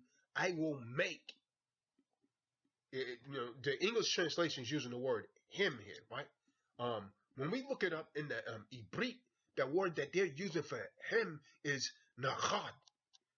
Strong's 5048, which means an opposite, a counterpart, or a mate. But the English, the translators, they throwing the word him right here. You see what I'm saying? This has all of you people that doesn't study linguistics going way off. So we're still not dealing with a gender specific right here. So the spirit, this ruah, and this humanity that the Most High had actually created is not referred to as a gender specific, male or female right here. Understand that, understand that, King. Understand that. And I utterly dare anyone to disprove this because I'm giving it to you in the Hebrew, in the Hebrew. So now let's continue on. We're going to go ahead and we're going to move on along to the 19th verse right here. And we're going to show and prove, man. We're going to show and prove, and you're going to get the right understanding. You could lack an understanding, believe it or not. So right now, up until this point, the Most High, when you read it in the Hebrew, in the Torah, he's not dealing with a specific gender, male or female. Understand that. Now, I know this is going to hurt a lot of people's feelings, but I got to tell the truth because that's what the Most High sent me here to tell you the truth. Starseed, right? So, in the beginning, humanity essentially really doesn't have a gender specific. Understand that. Understand that. In order for, the Most High to actually create a female, he has to have that aspect from himself. You understand? To manifest a part of himself. Understand that. So the first form of God was actually in that state, no gender. Now we're going to jump to verse 22 and get more understanding here, right? We're going to get some more understanding right here. So we're going to go ahead and jump to verse 22 where it starts using these phrases again. And the rib which the Lord Yahweh had taken from Ha-Adam is still using that. From humanity, mankind. Oh, what happened? Let's see what happened here. From Ha-Adam made he a Isha. Isha. So now this is the first time he starts to get gender specific. Isha. Isha, when you look it up in Strong's H802, Isha, this is the first form in feminine. In femininity that's actually used in the scriptures. You understand? Look it up for yourself. Don't believe me? Strong's H802. This is the first time the female gender is actually used into the scriptures, and then brought her to Adam, the man. This is what they're actually interpreting as the man. And Adam, what they're calling the man, said, "This is now bone of my bone and flesh of my flesh, and she shall be called Isha, because why? Because she was taken out of what? She was taken out of the man. She was taken out of man. She was taken out of Ish. You understand? I need you to pay specific attention up into the book of Genesis 2 and 24, for which you guys refer to as man, that the translators is translating it as man, but it's still Adam, which actually means mankind, humanity, not gender specific. And they start using the woman for Ish after Eve was actually created, but a magnificent thing occurs in Genesis 2 and 24. It says, therefore shall a Ish, meaning man, now it's using a male gender specific. It's using a male gender specific. Shall a man. It's no longer saying humanity or mankind. So how many of you catch that? Look it up for yourself. Strong's H376. Shall a man, which is actually an individual male person, is no longer talking about humanity. And this is what most people that don't get linguistics, don't understand linguistics, you miss the mark, and you clearly don't understand scriptures, which is why the Most High is raising up a king like myself, Tazadaq, not to be boastful or anything. So now we see the creation of Ish and Isha, right? The male and the female, gender specific. So up until this point, Adam was never gender specific until there was actually the male and the female. When he created the woman, then he decided to make them male and female.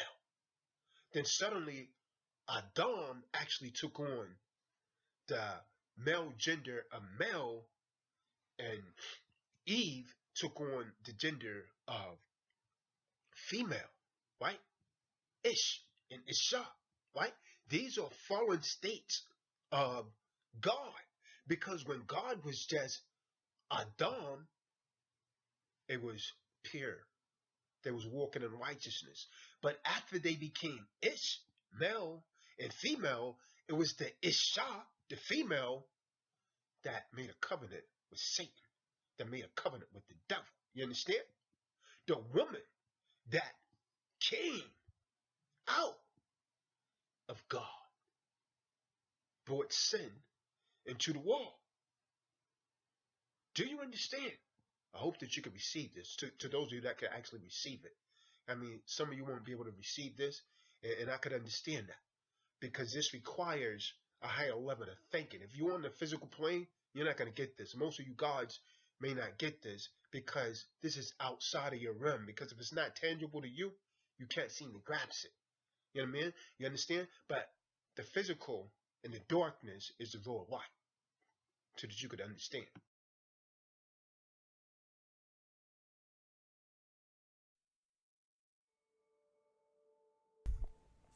So without a doubt, just as the Prophet Noble Drew Ali taught, Adam and Eve are the mothers and fathers of the human family, of the Asiatics that he referred to as Muslims. Muslims only meaning one that submits his will to do the will of the Most High, not meaning anything relating to religion.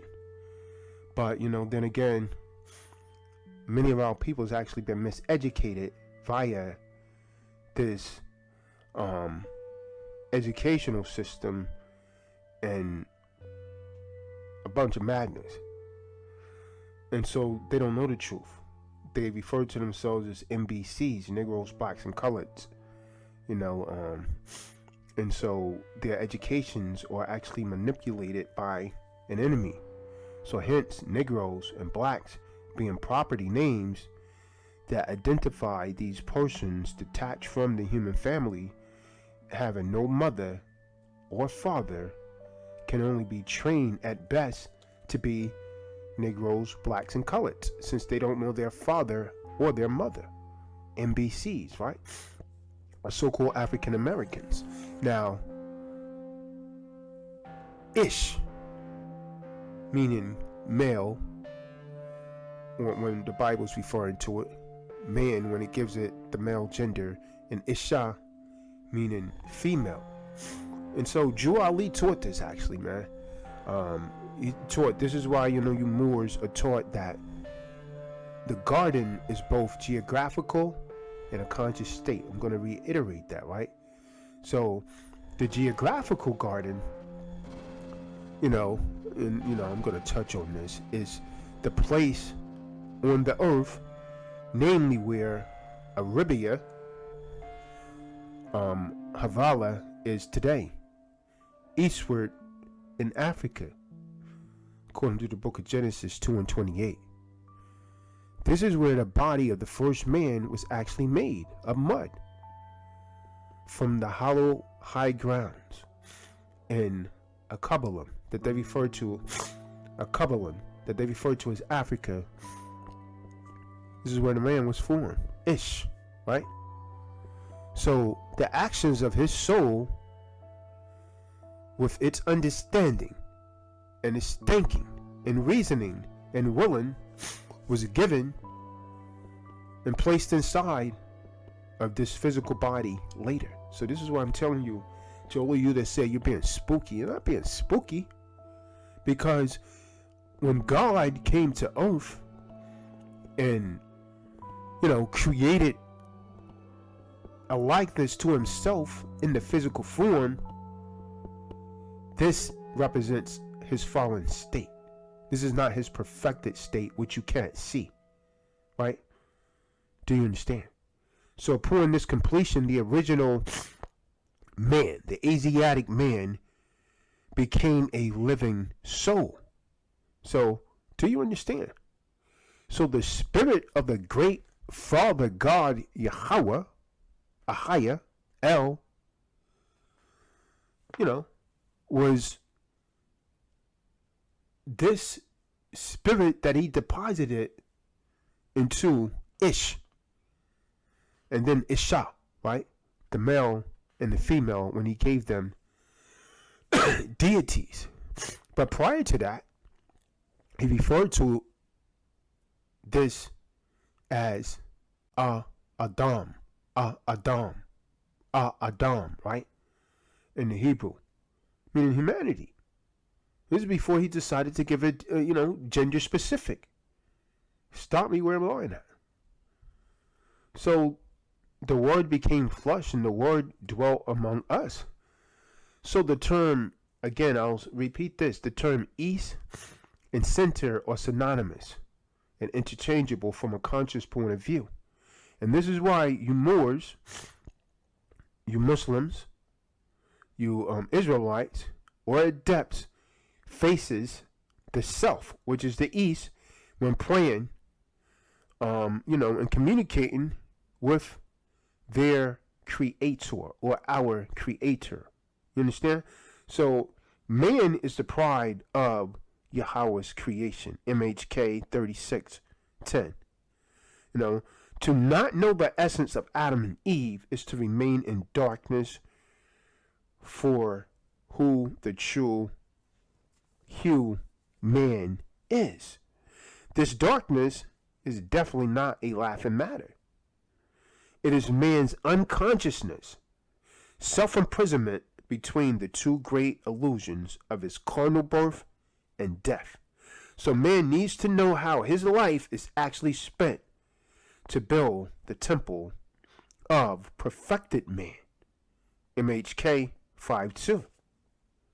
So this life is nothing more than an illusion and absorbed in the finite duration of time. I'm talking about this physical body. But you say, hey, it's no mystery, right? Well, it's a mystery to you because you clearly don't understand. This is only Maya. Just a simple play of consciousness. So if at any time the life of man began, the time would come when it will end. MHK number 1. So what is Adam? What is Adam? So it got to be remembered, family, right? That it must be remembered that Ish is a god, peace god, and Adam is that higher form of God before he made it gender specific. They are not the same. They are as different as day and night. Adam is the name of the creation.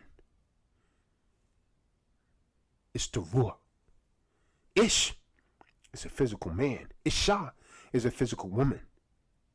It circumscribes the forming of the spirit, soul, and flesh into the original man and his purpose. Adam represents the prototype of man, of God in his fallen state when he becomes Ish and Isha, not the glorified spiritual deity. Yet if man is to be perfected, he must know of Adam and know himself. The name Adam represents the part of the God state, which is not of the flesh, but it is spiritual.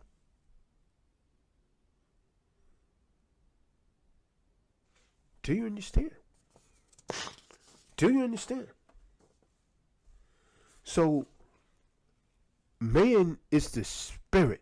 Adam was the spirit covered with the breath of, with the flesh, should I say, long before it was manifest into the body of the mud, which he calls Ish, man, or Isha, woman. The completion of this divine artistry was named man, Ish. All others manifest from this Ish and Isha. Everything manifests of his kind. Birds of his kind, lions of his kind, wolves of his kind. Now, though the Elohim or the Elohim, great God, could only create a God from himself, so in the beginning, Adam was God and was with God in likeness and image of God. All true creation produce of itself. Plants produce itself. Fish produce itself. Birds produce itself. The great God produced gods. Noble Jew Ali once said, now men and birds and beasts and creeping things or deities made of flesh. MHK 10 verse 9. Now, before we go to the adept level of Adam and Adam and Eve, let's have a brief recap of your Moore's science, right? In brief, the first bodies for the God in man, Ish and Isha, Ish and Isha, right?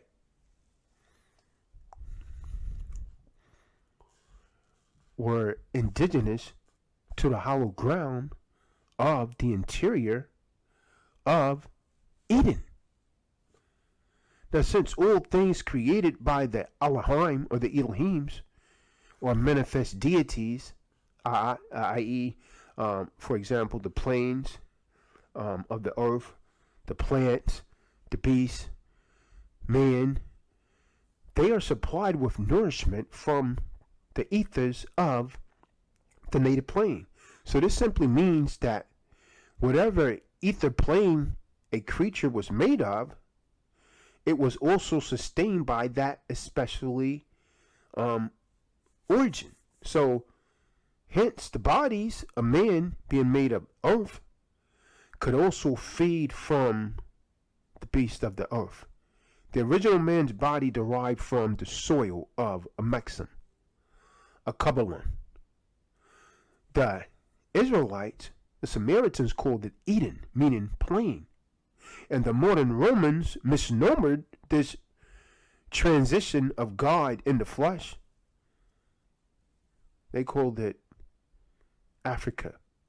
And this is the reason, the very reason the name Africa does not contain any spiritual, natural, or indigenous definition to the continent and the inhabitants, because it was named after Aemilius Africanus, a Roman general. So here it should be actually noted, good brothers and sisters, that when God-man was first created, he fed from the pure ethers of his native plane, which was spiritual in nature. He, Yahweh, or as you Moors say, Allah, were one thought joined now by the harmony of a will. So he himself will into God. So the error of the God-man is often hidden by obscure or unknown Christianized African-American false doctrine. See, for slaves to know was never in the best interest of the Greeks, in the best interest of the Romans, or the transatlantic European countrymen. Blacks have always been taught the opposite, that they are ungodly, that black is imperfect, cannot go to heaven unless they serve, their pale skin guides till they die, and then, they were meant to be slaves and so on and so forth. The African history for the past 2,000 years, as, they've been taught, is a lie. The Greeks and the fellow Edomites, so-called Europeans, these nations have been actually writing and rewriting the history of what they refer to as Africa for the past 2,000 years or so. You understand? With lies. So the term God is defined by Noble Jew Ali as meaning ruler of the land. Question number 93. So this is the first physical part of man was actually created to be upon the plane of the soil as well as the plane of things made manifest. MHK chapter 1. Now, since the man was now God, it was he who named her Ish. Do you understand? So, the Hebrew word for this creation by Yahweh, or as you say, Allah, is Isha. Isha. The Hebrew word for man is Ish. And Isha, thus, Ish and Isha translate to God and man and God and woman.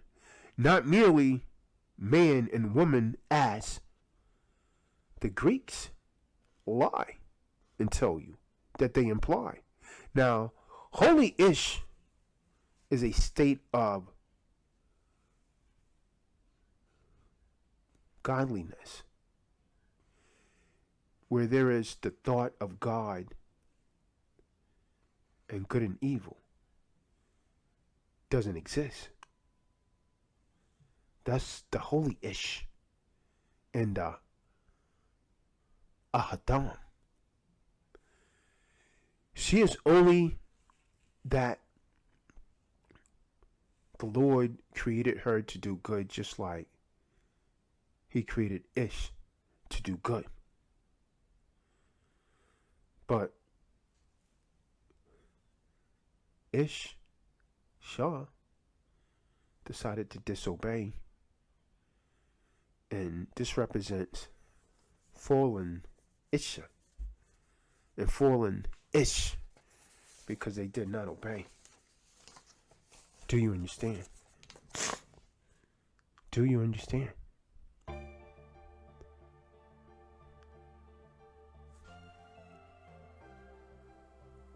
Now what we're going to do, family, is we're going to go more in depth, and we're going to look at some more of this history. And so we're going to start with the man known as Master Fraud Muhammad. Master Fraud Muhammad, that was the teacher of the Nation of Islam, Elijah Muhammad. Master Farad Muhammad was actually born February the 26th, 1877 in the city of Mecca. Master Farad Muhammad came to North America in the year 1910 AD, looking for one among the so-called black people to teach the word that he said was the word of God. He stated that it must be from among them to give and receive the light on the square. Now I would like to point out, this name Farad, is not Arabic. So just because he may have been born in Mecca, this carries an Urdu or Indian name. Just like to point that out. Now continue on. He signed his name W.F. Muhammad, which stands for Wallace Fard Muhammad. He came to the wilderness of North America and founded Mr. Elijah Pooh. Some also refer to him as Elijah Pooh Bey, one among the so-called black people. Now, why many refer to him as Elijah Pooh Bey is questionable, because Elijah was not into the knowledge of self until encountering Master Farad Muhammad. Nevertheless, he began teaching him the knowledge of himself, of God, according to what they believe, and the devil, of the measurement of the earth, of the other planets, and of the civilizations of some of the planets other than the earth. In 1930 AD, he went from door to door selling clothing and accessories as well as artifacts. This, he claimed, were like those ancestors of the so-called blacks from Africa that actually entranced his customers. This led to informal gatherings in homes in which he told the Asiatics about the land of their origin. At first, his talks focused on the so-called black man. history, culture, diet, politics, and religions. Eventually, he introduced the Asiatics to the Quran. His teachings denounced the European race for their wrongs that they had actually done to the so-called black man. His audience became so large that they could no longer meet in homes. A hall was actually rented and named the Temple of Islam. W.D. Fraud soon built his following into a tightly knit culture that looked to him as the leader. He established a university which emphasized the teachings of math and astronomy. W.D. Fraud began a Muslim girls' training and general civilization class that continues to teach the principles of home economics and how to be proper wives and mothers to this day. He actually instituted a paramilitary unit called the Fruit of Islam, FOI, to teach military tactics and Wing Chun for the predicted day that some of the Europeans would not tolerate their growth and prosperity. He also set up the office of the Ministers of Islam.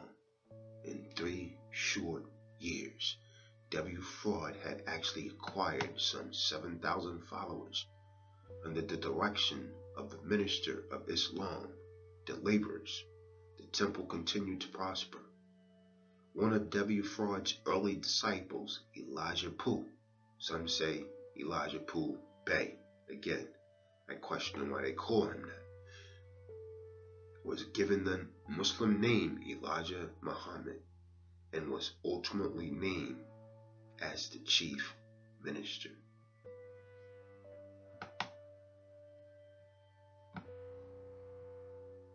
Is everybody okay? Good. Then I will actually continue on.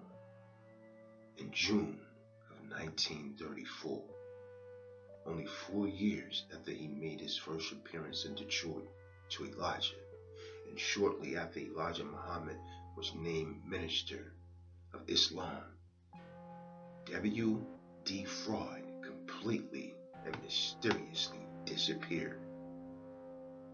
What happened to Master Farad Muhammad? What happened to Master Farad Muhammad? Update.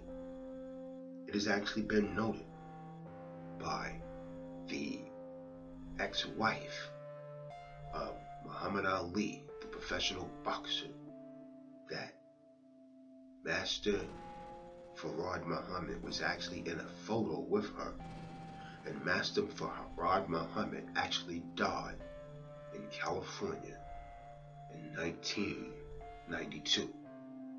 Getting back to Clarence Smith, also known as Allah, and Clarence 13X, who was actually the founder of the 5% Nation of Islam.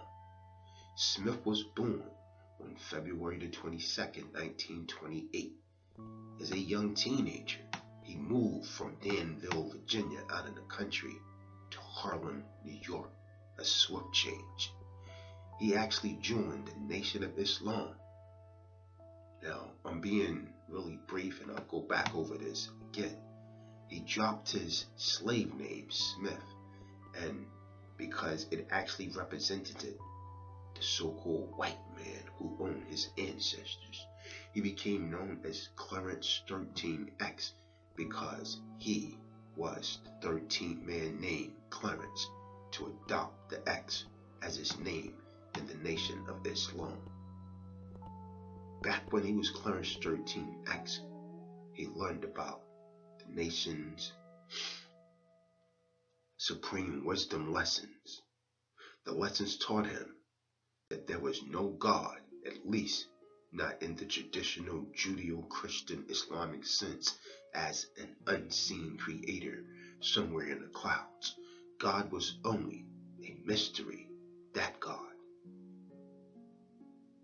A prop used to keep the masses of the people from rising up against their kings, who was also their slave masters.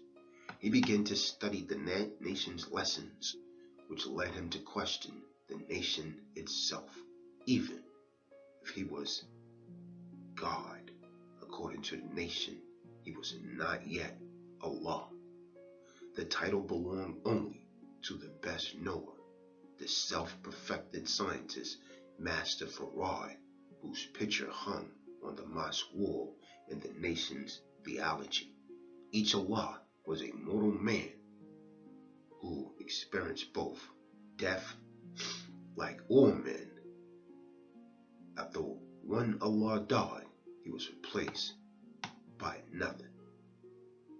Now mind you, this does not coincide with what I believe, but I'm teaching you about these men's history. The lesson warned that the evil 10% would enslave the masses with invisible gods while using the names of righteous prophets to shield their dirty religion.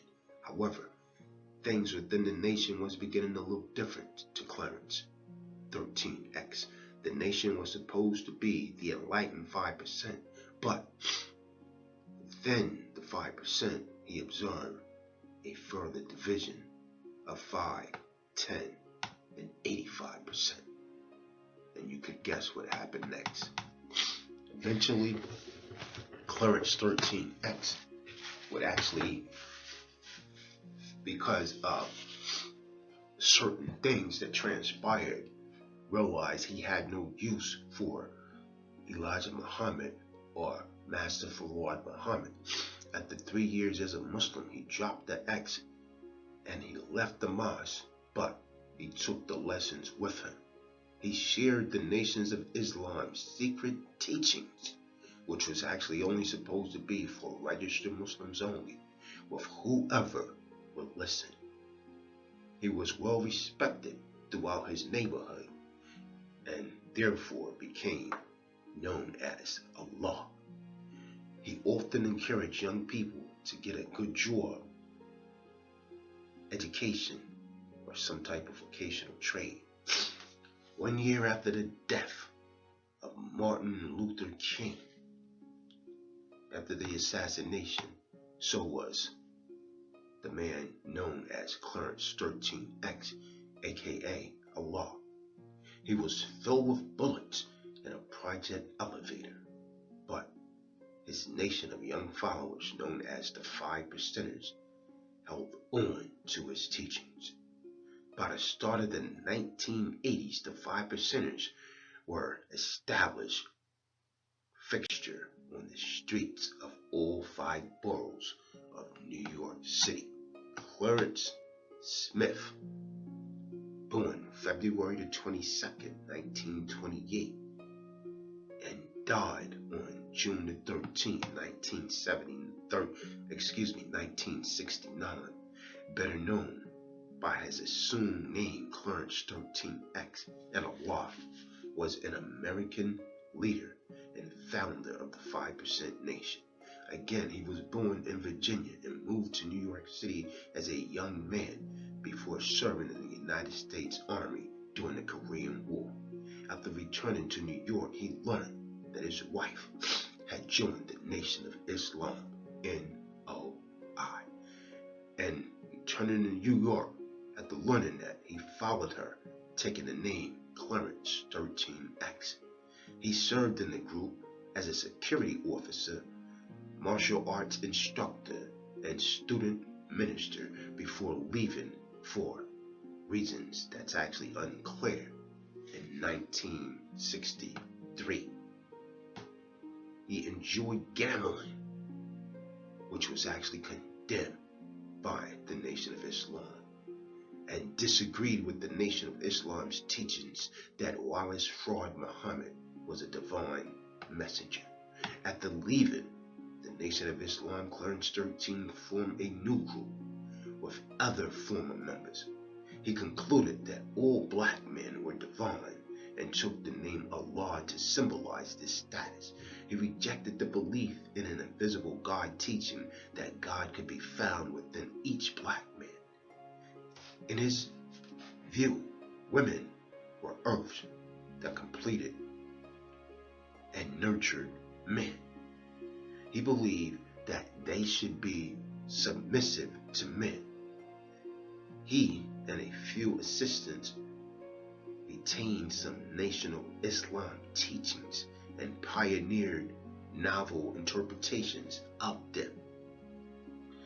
They devised teachings about the meanings of letters and numerals, understanding, talking about the supreme mathematics here and the supreme alphabet.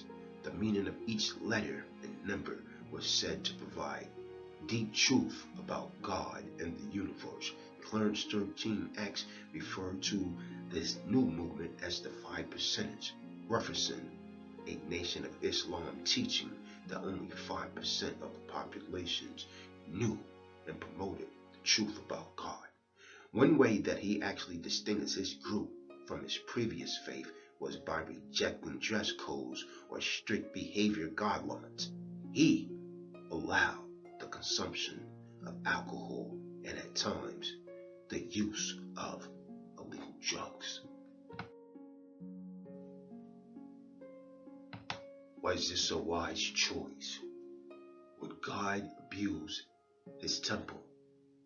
Clarence's theory, stated by Akbar Muhammad, is that God has to be able to overcome anything.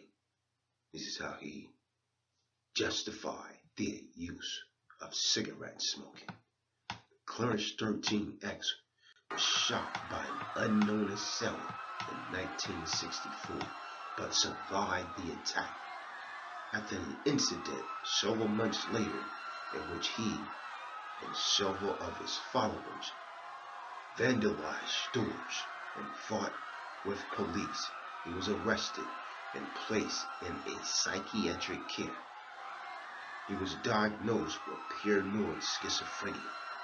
He referred to himself as Allah, which has actually become his preferred name.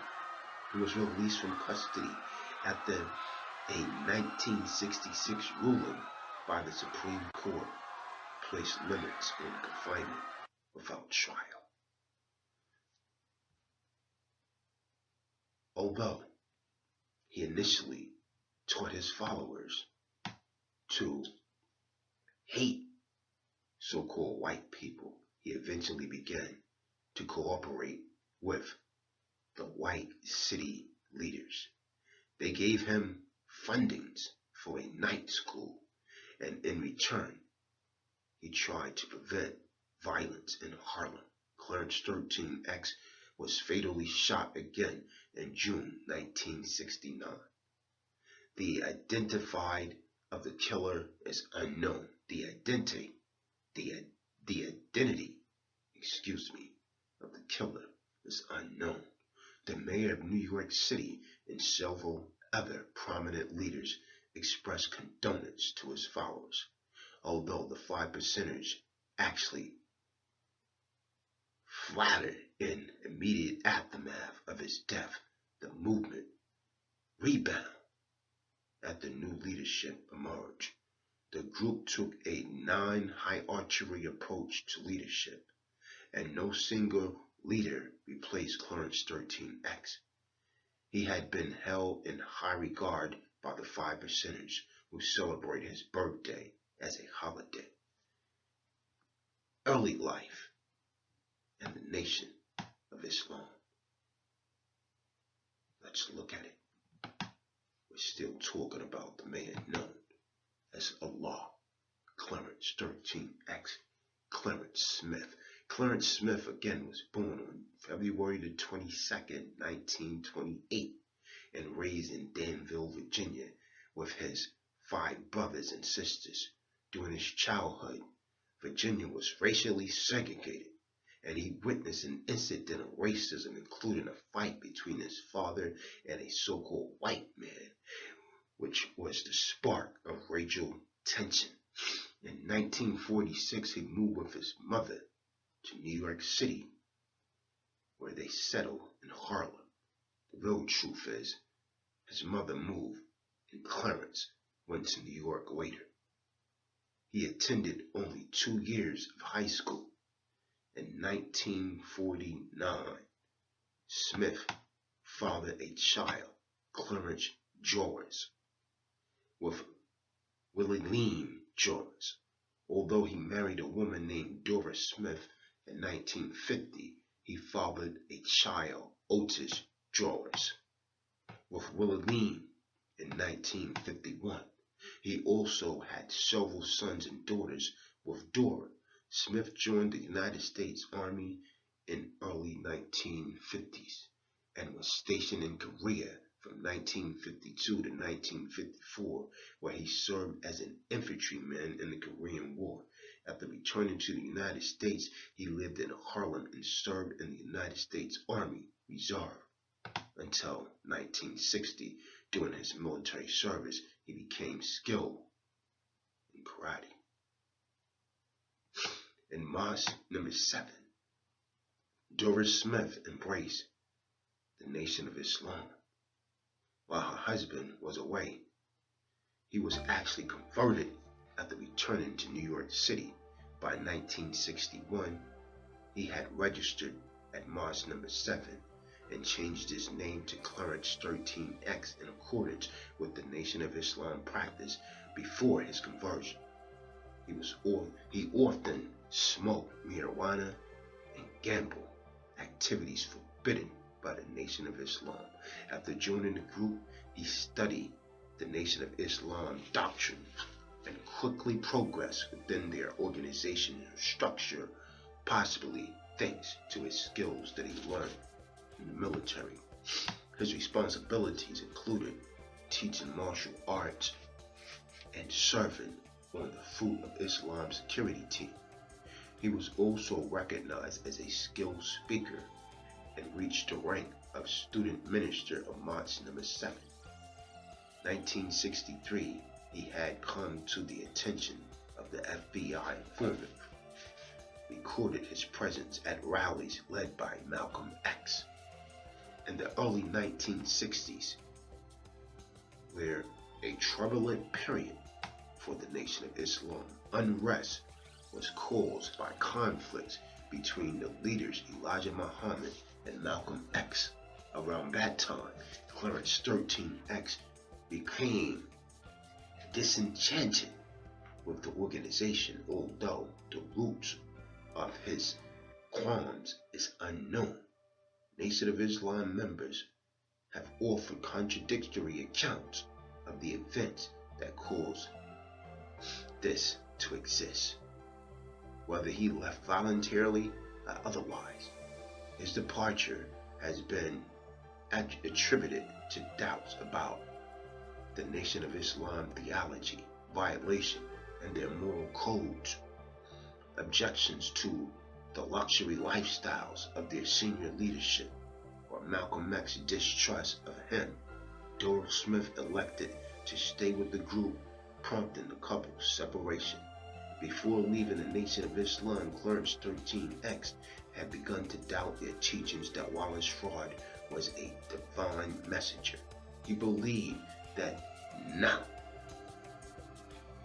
he did not believe that Master Farad Muhammad was a divine messenger. He did not believe that teachings.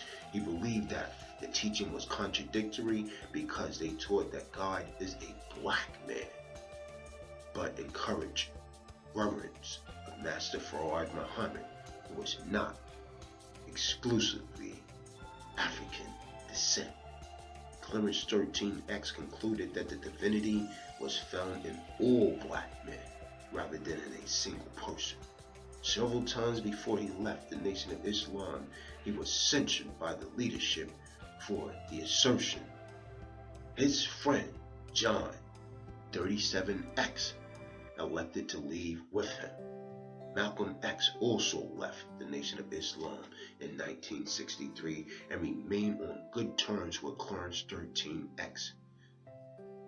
Clarence 13 did not join Malcolm X's newly created group, Muslims Mosque Incorporated.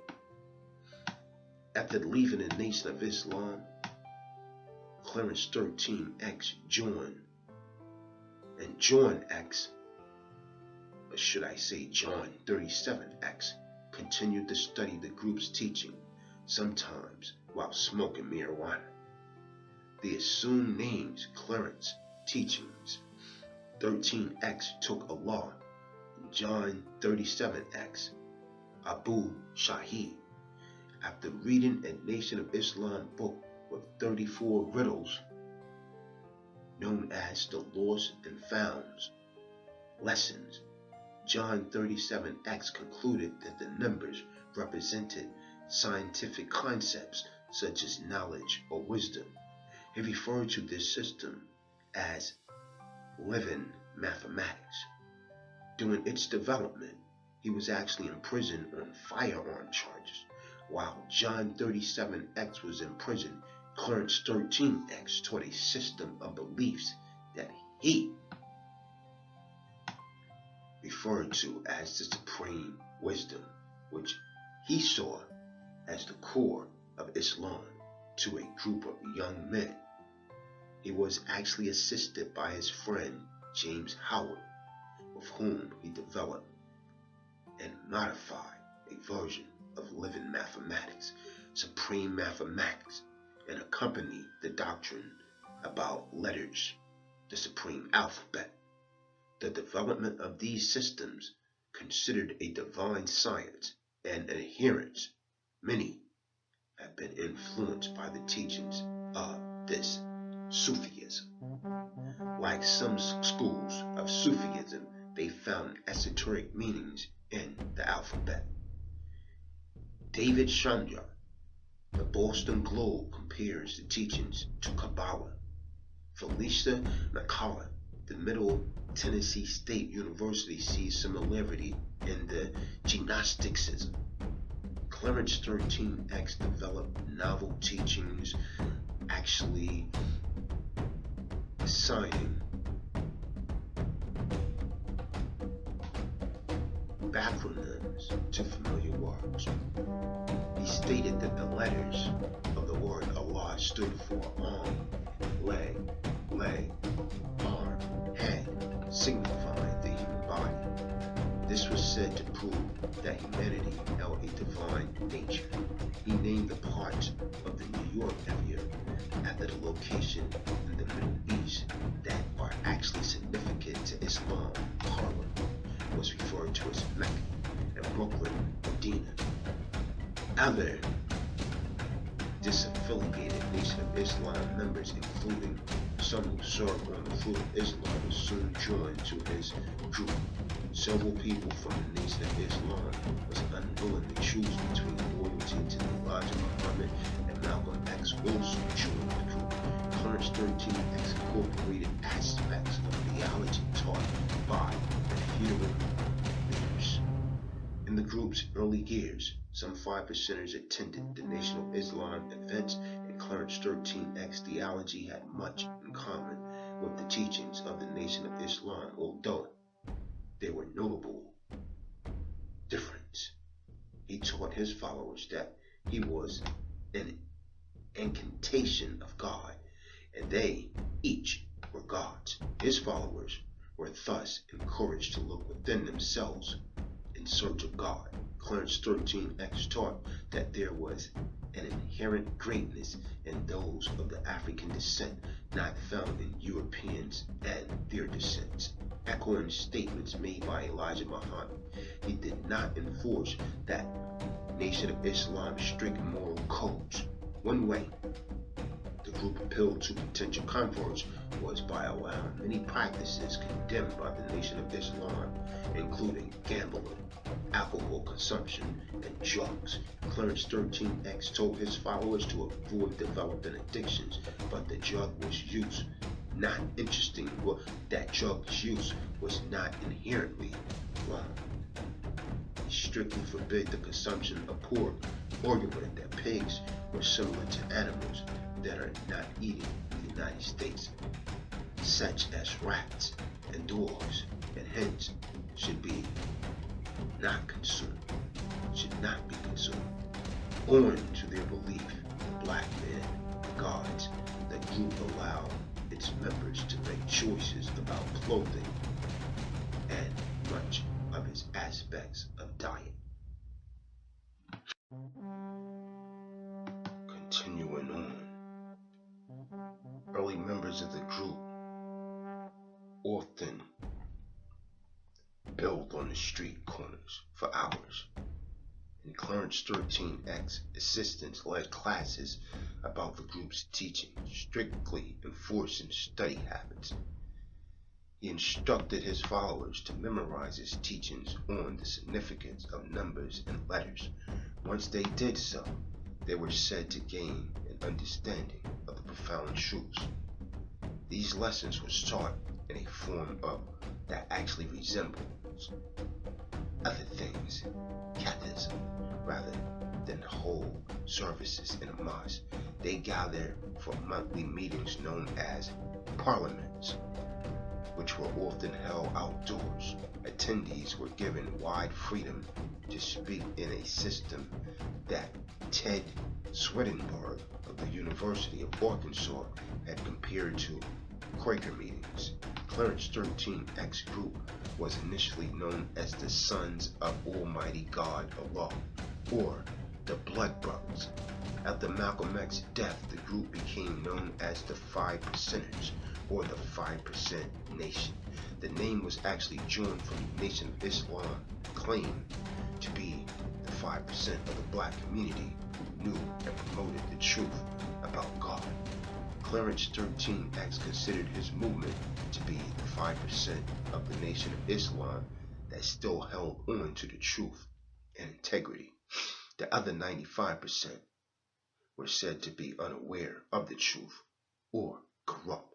Clarence 13X assembled an inner circle of assistants, 9 of whom are referred to by the 5 percenters as the firstborn or first 9-born. They are said to embody his attributes. The assistants were assigned to spread the group's teaching to younger people, many whom took African names, including some from non-Islamic societies. Clarence 13X taught Afrocentricism to his disciples and often wore a dashiki. Male 5 percenters members frequently wore tassel kufis, and female members wore colorful African head wraps. Some 5 percenters supported themselves via drug dealing and petty theft, yet claimed to be righteous. Others intentionally committed minor league infractions, hoping to others who would be arrested so that they could actually gather together. Clarence 13X followers saw him as a divine messenger and referred to him as Father Allah. This elevated him to the highest position, even higher than Elijah Muhammad, who had deemed himself as the messenger of Allah. Eventually, Clarence 13X stopped identifying himself as a Muslim and spoke out against the reverence of Master Farad Muhammad, casting him as a mystery god. He rejected the idea that God is invisible, which he felt weakened people. He encouraged his followers to learn about and respect other supernatural traditions. Although female converts were initially referred to as nurses, Clarence 13X renamed them Earths in 1967. He taught that women were not gods, as he believed that they were created by man and did not possess the created powers. In his view, women could nurture, but only men could make children. Women were said to resemble the earth in their ability to sustain life. Clarence 13X had a particular philosophy, and the 5 percenters were initially overwhelmingly male. He spoke in a favor of fathers, arguing their daughters marriages and told women to embody submission by serving their husbands as God. Polygamy or serial monogamy was allowed and legal marriage was discouraged. Clarence 13X encourages followers to have many children and discouraged the use of birth control. Clarence 13X's view on women were such, and 5%ers cannot dispute this. Women were said to resemble the earth in their ability to sustain life. Clarence 13X had a particular philosophy, and the 5%ers were initially overwhelmingly males. He spoke in favor of fathers arguing their daughters' marriages and told women to embody submission by serving their husbands as God. Polygamy or serial monogamy was allowed and legal marriage was actually discouraged. Clarence 13X encourages followers to have many children and discouraged the use of birth control. Opposition occurred. Nation of Islam leaders were angry that Clarence 13X taught freely positions of their doctrine that they only revealed to committed members, although one of their captains repeatedly asked him to stop. He refused. Clarence 13X also experienced conflict with his family. His children did not revere him, and hostility quickly developed between core 5%ers and some of the sons. When William George brought them to visit him. On December 9, 1964, Clarence 13X was shot twice in the torso while in a popular gathering place in the basement of a Harlem tenement. He was brought to Harlem Hospital where he was treated and released. He later claimed that he died and returned his body. He died and returned to his body in a short time.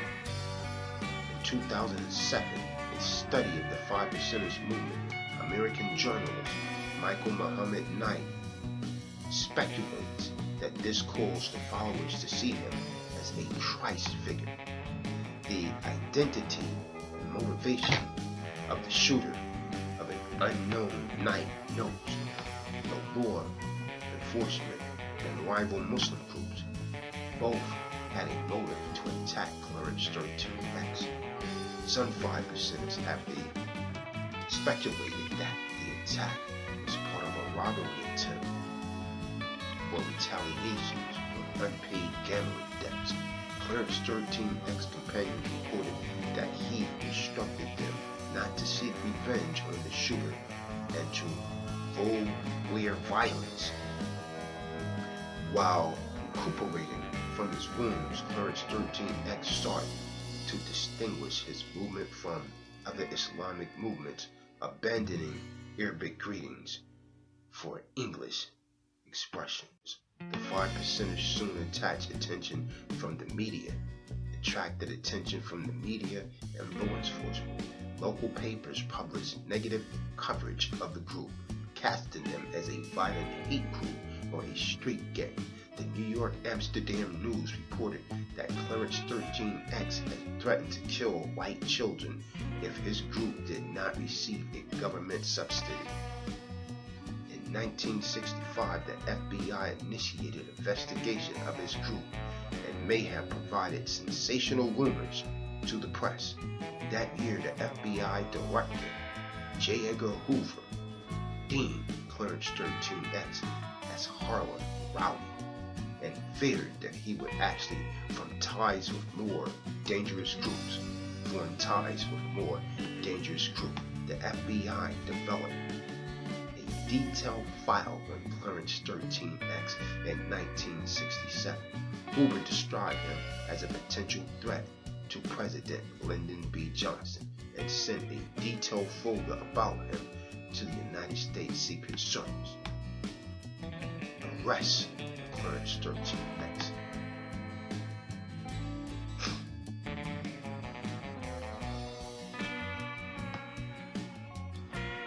Bellevue Psychiatric Hospital.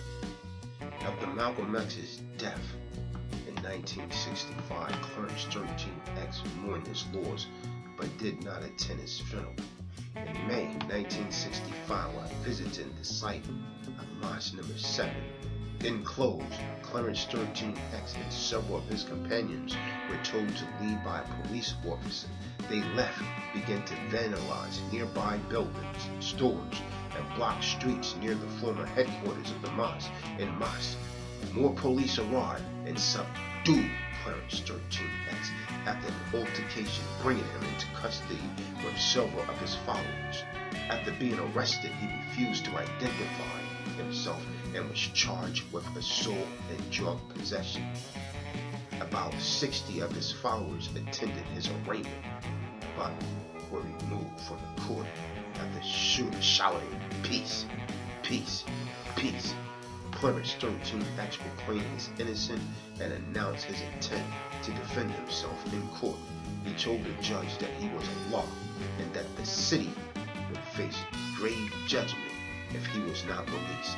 The judge disregarded this remark and set him at bail at $9,500. A court date in June. About 55% protested outside the court afterwards. Several were arrested on charges of making Molotov cocktails. In July, the court sent Clarence 13X to Bellevue Hospital Center for a psychiatric examination.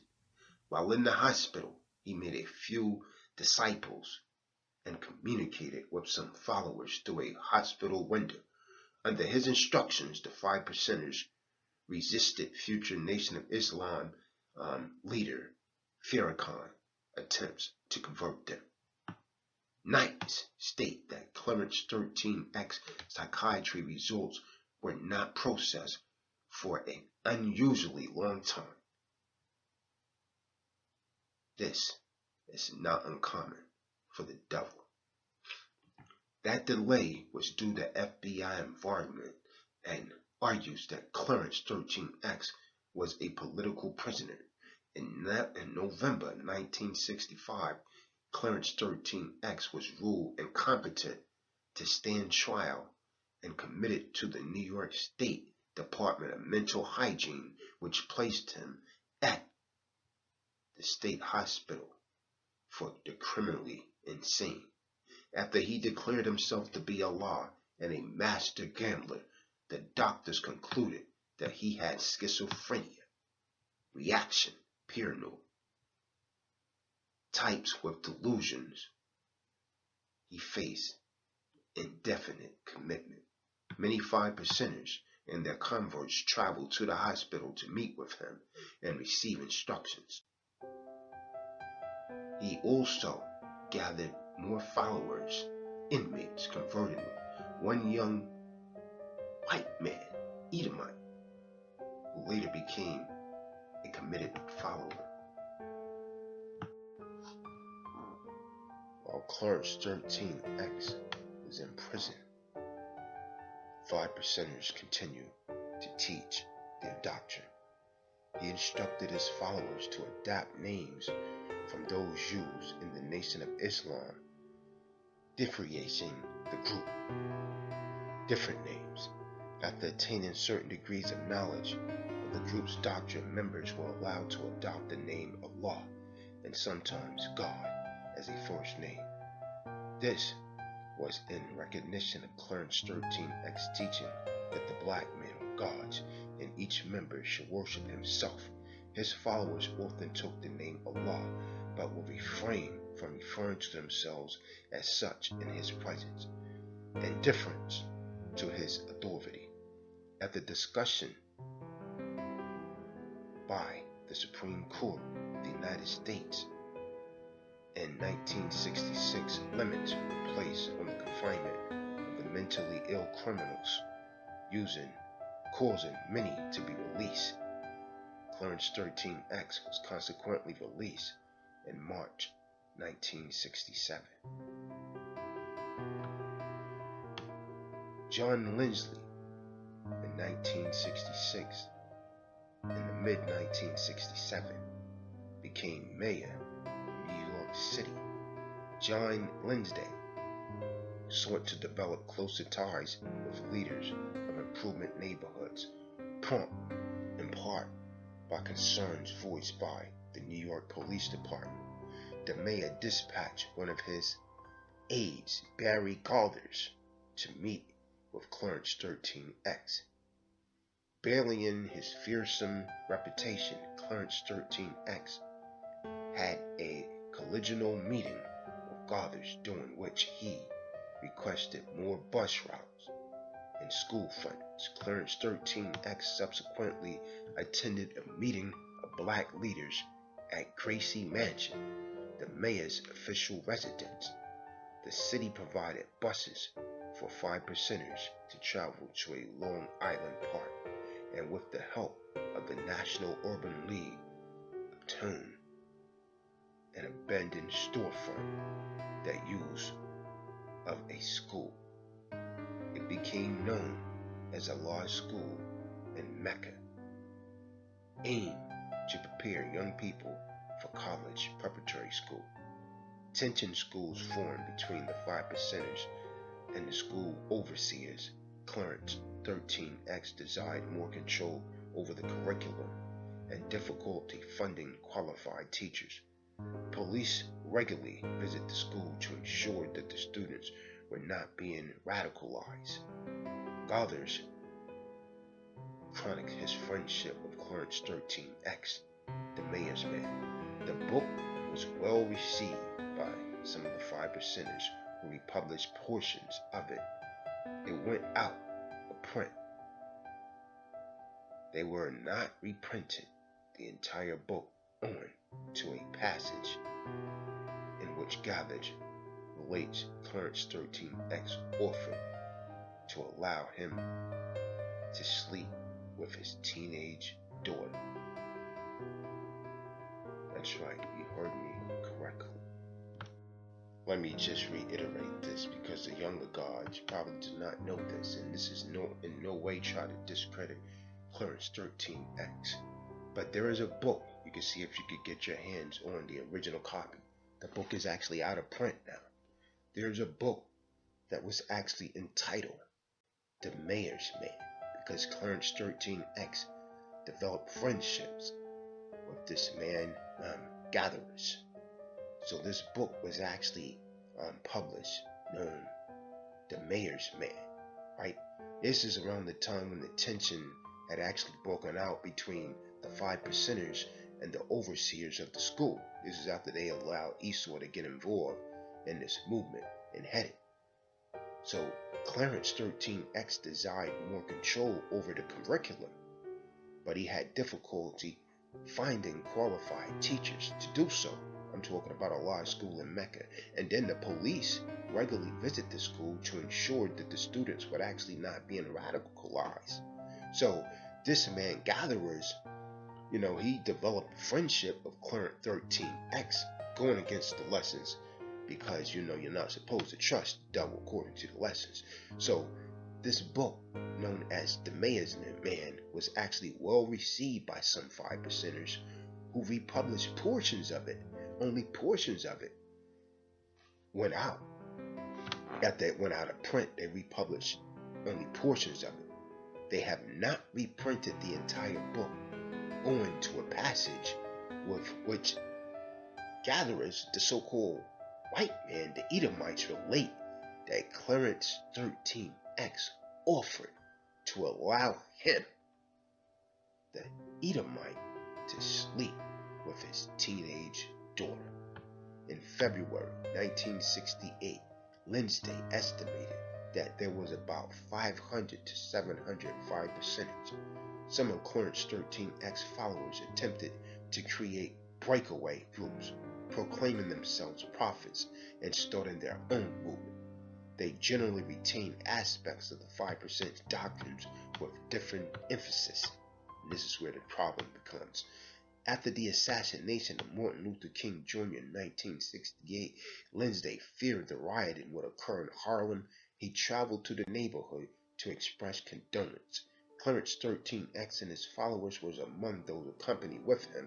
He walked through the streets. Clarence 13X instructed his followers to try to prevent violence and looting. He was commended by the city's leadership for his efforts, and they subsequently agreed to help him publish a book of the 5%ers' teachings and portions of the Quran. Willie Jorris recalled Clarence 13X admitted his perversions teachings about racial hatreds were wrong around this time. He later described himself as neither anti-white nor pro-black because Esau, the so-called white man, had agreed to help him publish the book. He changed his doctrine. Had the devil gotten to Clarence 13X and some of the white contacts with the city as allies in the advancement of his teachings. His white convert was released from state custody and joined his teachings in Harlem during February 1969, something that many 5%ers tried to keep as a secret. He was accepted as a 5%er, as Clarence 13X actually maintained the civilizations rather than the race, was valued by the group. Fleeing away from the original teachings, Clarence 13X made possibly contradictory statements about whether white individuals could be reformed. Contrary to his radical reputation, he endorsed some of the conservative positions in the late 1960s, including capital punishment, respect for the U.S. flag, and American involvement in the Vietnam War. Had Clarence 13X been gotten to is the question. He also allowed his supporters to attend Christmas celebration, which was actually condemned by the nation. Had Clarence 13X become weakened? This is the question, and many 5%ers, the young gods, do not know this information, which is why it's being put out. Knight notes that these shifts may have been intended to decrease the suspicion of law enforcement. Clarence 13X was then allowed to visit a juvenile detention center to speak to young 5%ers and won some concessions from the institution's leaders. Some secular black leaders dislike him on his support comments about the mayor and negligence of revolutionary rhetoric. On one occasion, he was invited to address an audience of black Marxists, then spoke to them about numerology. A question to the newborns is, did the devil get to Clarence 13X? Did the so-called white man get to Clarence 13X? Why did he change his teachings and eventually embrace the so-called white race, which seems to be the Achilles heel to the downfall of the movement strength, with the infiltration of Edomites? He also allowed his supporters to attend Christmas celebrations. Knight notes that these shifts may have been intended to decrease the suspicion of law enforcement. Did Clarence 13X do this to take away law enforcement attention, which actually weakened his movements? Clarence 13X was then allowed to visit juvenile detention center to speak to young 5%ers. In 1968, Clarence 13X fathered a son with a young convert named Josephia. That year, Gloria Steinem published an article about Clarence 13X in the New York Magazine. She blamed the Nation of Islam for the previous attempt to kill him, arguing that they were argued by his claim to be Allah. They were angered by his claim to be Allah, and thus above Elijah Muhammad. Clarence 13X also received coverage from international media, including the Canadian television program. Was Clarence 13X awakened enough still to realize that this was definitely the devil at work? trying to cause problems amongst the righteous people. Now let's talk about his death. By 1969, Clarence 13X was sleeping very little. He feared that he would actually be killed, just like Malcolm X had a fear about his death, and instructed his followers to remain strong if he died. On June the 12th, he spent time with several of his disciples at their school. He left the school between 2 and 3 a.m. on June the 13th, then gambled for an hour or two as his occasional practice. He traveled to Dora Smith's house to rest. He was ambushed by the assailants, who fatally shot him while he was in the lobby of her apartment building. That morning, several people from the mayor's office met with his family, and the mayor later visited the 5%er school to express their condolence. Clarence 13X's funeral was held 4 days after his death. It was attended by 400 people and was followed by a procession through Harlem. His death put the leadership of the movement in question. There was no clear successor at that time. His followers were primarily teenagers, and several of his top leaders subsequently struggled with drug addiction. Most local media sources gave Clarence 13X positive coverage in the wake of his death. The Daily News connected his murder with the recent death of Nation of Islam activist Charles Kenyatta, casting them as part of Muslim war. Yet the question remains, who killed Allah? Who killed Allah? Clarence 13X. The mayor believed that the NYPD told them this, was angered by the claim Louis Farrakhan denied, maintaining he had good relations with Clarence 13X. Investigation suspected that he was killed by members of an extension ring, possibly connected to the Fair Play from a Cuba committee. In August 1969, an arrest was made in connection with his murder. The suspect denied involvement and charges were soon dropped. 5%ers have actually put different culprits, including the CIA and the Nation of Islam, as possible assailants. The 5% members plunged after Clarence 13's death, but rebounded in 1970 after new leadership emerged and revitalized the group. After his death, the group was not dominated by a single leader. This may have been as a result of their teaching that all black men are gods, which actually reared the authoritarian leadership untenable. Knight doubts that Clarence 13X set out to build a movement or a culture. But after his death, the movement expanded and gained converts across the United States. 5%ers have celebrated Clarence 13X's birth, death as a holiday, his birthday as a holiday, and minimize the description of his flaws in their accounts of his life. Numerous apocalypse stories from his life has been circulated amongst the group. Some of the accounts have claimed that he gambled only as a means to reach out with his teachings. He did not leave behind a record of his teachings, and the group had few formalized tenets at that time of his death. In the following decades, the group's doctrine became more complicated. Akbar Muhammad of the Nation of Islam describes Clarence 13X as confused, although relations between the 5%ers and the Nation of Islam leaders has improved over time. Clarence 13X teachings may have influenced the doctrines of Dwight D.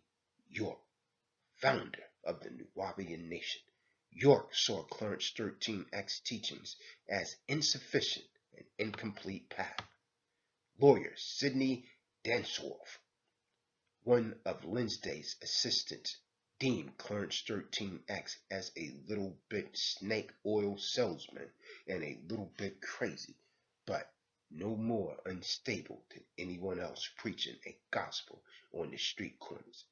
Dandorf saw Clarence 13X black supremacist teachings as a way to instill confidence in young people. Knight states Clarence 13X went from a Harlem rowdy to a legitimate community leader, and Lindsay later cast Clarence 13X's role in the city as similar to that of Al Sharpton. Do you understand? And so, brothers and sisters, the X replaced the surname considered to be unknown in the Nation of Islam.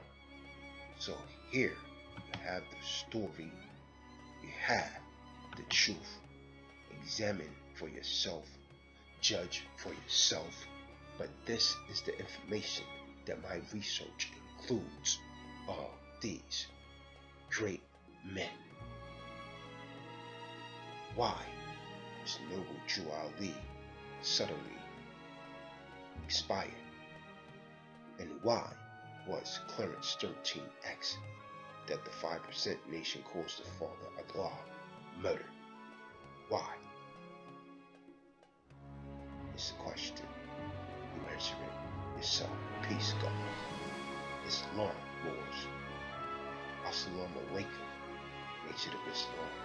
You have the information. Now, you're in the valley of decision. Reflect on this video. Listen to this video. This video is very controversial, but if you suffer from cognitive dissonance, you may not be able to receive the information in this video as you should. But when truth comes, all false things must disappear. Truth is the only way to square off all unrighteousness. And so with that, I'm going to say Kwam Yasha Allah. I'm going to say Islam to the Moors. I'm going to say peace to the nation of gods and earth. Assalamu alaikum to the Muslims, and Hotep to the Egyptologists. Tazadaq is out. You have actually been under the sounds of Universal Indigenous TV 7. Subscribe to the channel. Share this all over social media. The truth must be known. And these great melanated men must continue to carry out their legacy. So with that, I'm going to bid you all as I came. Shalom. Peace.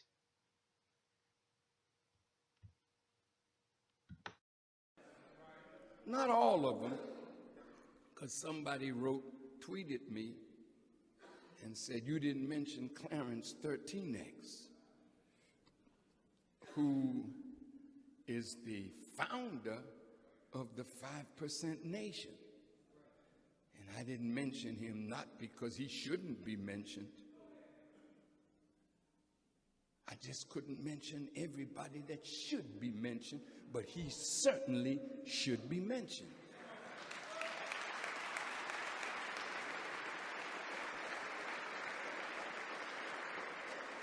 Because his work, though he is absent, is still going on. And the young brothers and sisters that have been affected by the knowledge that he brought out of the mosque and gave to young people. So everywhere you go in prison, you find members of the 5% nation. You'll find followers of Noble Drew Ali. You'll find followers of Imam W.D. Muhammad. You'll find followers of Elijah Muhammad. You'll find followers of Kwame Ture, revolutionaries. But they are the foundation of a people. They are the rich, the DuPonts, the Fords, the Arm and Hammers, who are the bloodsuckers of the poor, who teach the poor lies, who teach the poor to believe that the true and living God is a spook, who cannot be seen by the naked eye, and they make themselves rich from the labor of the poor. They are also known as the slave makers of the poor.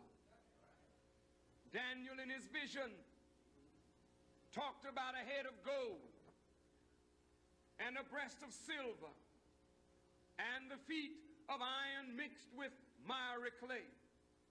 The Honorable Elijah Muhammad said to us that whenever you have an image like that, it is telling you that the head, the nations of the earth, the rulers are rich with gold, but their support is weak, for their support is iron mixed with miry clay. The support of all of the Western nations is the poor. It is the poor that support America. It is the poor that support England and France. It is the poor that support Russia and China and all of the nations of the earth. But how are the poor treated? The poor are made into slaves by those who teach lies. They don't teach the law of cause and effect. They make the people believe when they see it rain that a spook is producing it. But the rain is real. How then can the cause be unreal? You are witnessing conditions in the world that are produced by real men, but you don't see the real cause of the effect of your own suffering. Because the bloodsuckers of the poor make you think that God is some mystery God. Well, the Honorable Elijah Muhammad said to us that there is 5% who are the poor righteous teachers, who don't believe the teaching of lies of the 10%, but this 5% are all wise and know who the true and living God is, and they teach that the true and living God is the Son of Man, the supreme being, the black man of Asia. They're also known as civilized people, Muslims and Muslim sons. Here is a small percentage of people who know God, and when they know God, they have a duty, and that duty is to teach what you know to those who do not know. Then those of us who are in pursuit of that duty have 10%, the rich, the bloodsuckers of the poor, the slave makers of the poor. They hate the 5%. They have control over 85%. So they turn the 85% against the righteous teacher. This is how they've been able to kill the prophets, kill their communities, because the leaders who are the bloodsuckers of the poor have control over the minds of the masses, and they feed the masses more lies about a righteous teacher, so that the righteous teacher will be persecuted by the 10%, not helped by the 85%, so that they can kill the righteous teacher.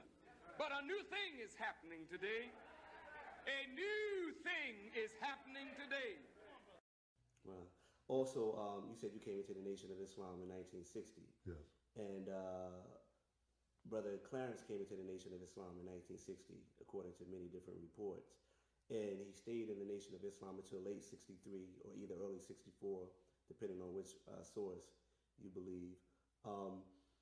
What do you feel were the reasons that he left the temple? Because in my studies, as far as my research as it relates to the book, I've interviewed a few Muslim brothers and sisters in the temple. I interviewed his wife. I interviewed some 5%ers. I interviewed the elders of the 5% community that started with Brother Clarence from the temple out into the streets of Harlem. And everybody basically has given me a different reason. Okay. You know, no reason is the same.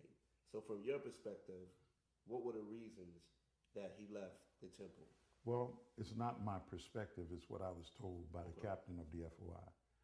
The captain of the FOI told me, because we were questioning what Clarence was doing, because one particular time when Malcolm was actually sit down, he would sit down after February the 21st, 1964. He was actually set down. He was suspended from his post, but he still had it on about December the 3rd. Sunday was the 1st, 2nd, 3rd. December the 3rd, 1963. He was suspended from his post because he made a public statement about the death of Kennedy at the December the 1st, 1963 Manhattan Center program. And when Malcolm was under this 90-day suspension from his post, still the minister of Mosque number 7, he violated that and he was out. And we got a report about Clarence on 125th Street selling all of his back papers, and he was not in the mosque. So I asked the captain, and the captain told me that he had another incident with his wife. Her name is Dora. I said Dorothy in one of my tapes, I believe, but Dora and him had an incident, and the captain said I had to dismiss him. This is what Captain Shah told me, that I repeated over and over again in my talks on the 5%. And it was his second incident, which meant that he got more time than the first time. Now, if you interview other people, they may give you a perspective. My perspective comes from what was said by Captain Yusuf Shah. I didn't write the reports. I was not an investigator. I didn't talk to Clarence about it, but this is what was told to me by Captain Yusuf Shah. And the brothers who could, most of them who could verify it,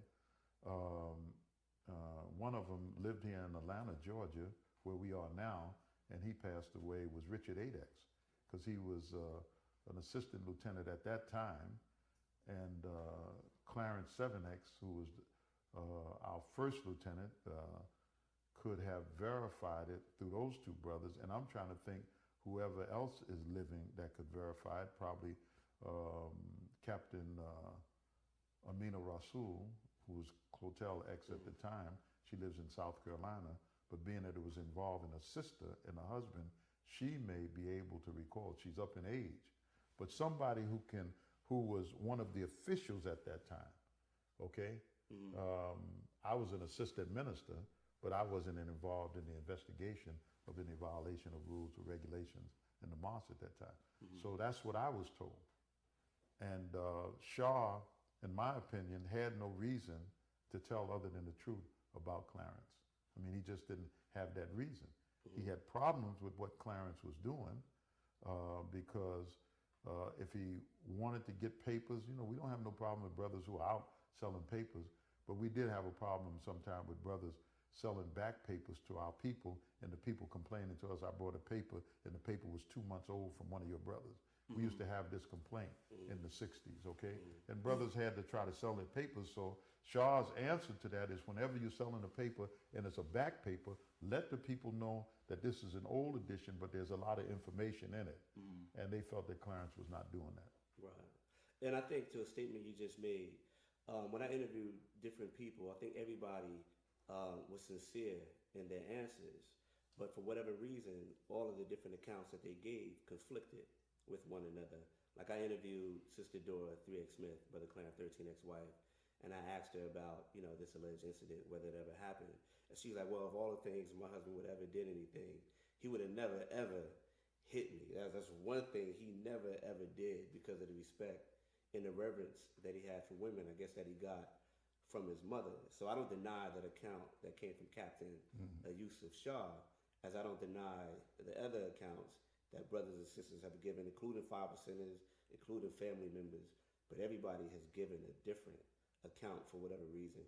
Now to that, I do have a theory, and you may have just shot a hole in that theory, because my theory was that when he left the temple, I don't think he was a notable or a noted figure in the temple, as if you would miss Brother Clarence after he was expelled, after he left on his own accord. So afterwards, as time passed on, he became this figure in New York City that was the head of a movement that people attempted to recollect exactly what happened. And I think that's why the different various accounts. So that's kind of one of the things that's still left out there, because everybody has a different account. But I think the good thing is that you verified that you got that information directly from Captain Yusuf Shah, who surely enough was the captain over number 7. But again, it's just a different account versus what others have given. But speaking in line with that, so when Brother Clarence left Temple Number 7, he went back out into the Harlem community. And only a short time passed before he started teaching some of the young brothers in the neighborhood. And the main thing that he did was he taught them to study and master and be able to recite the supreme wisdom of the Nation of Islam, which was a taboo in the Muslim community at the time, because those lessons to this very day are only for registered Muslims only for those people who receive Right. the X. So what I want to ask you is, when he started teaching the lessons and it came to the attention of the Nation of Islam, did they have a problem with brother for doing that? Was there animosity? Did anything occur as a result? Do you recollect any of that? Absolutely. The lessons given to us by the Honorable Elijah Muhammad at that time were for the internal use. And we felt that these were, it's like in the Masonic order, these were our internal business, and it's not shared with the general public in such way, and that he was violating things in the nation. And brothers and sisters had a problem with what he was doing. There's no doubt about it. And then he was giving it to children, very young children, who didn't have a level of understanding about the lessons. And if you don't have that level of understanding, then it could cause you to do things by what is written in those lessons that may not be, proper. And so we had a problem with it because there was nobody to explain, and we didn't know how deep Clarence 13X's knowledge of the lessons and the hidden meaning behind some of the things that the Honorable Elijah Muhammad gave us. So there wasn't any problems with that. Nobody agreed, well, it's good what Brother Clarence is doing, and let him go on because he's going to spread this among them. Nobody agreed like that within the Nation of Islam. So yes, there was a disagreement.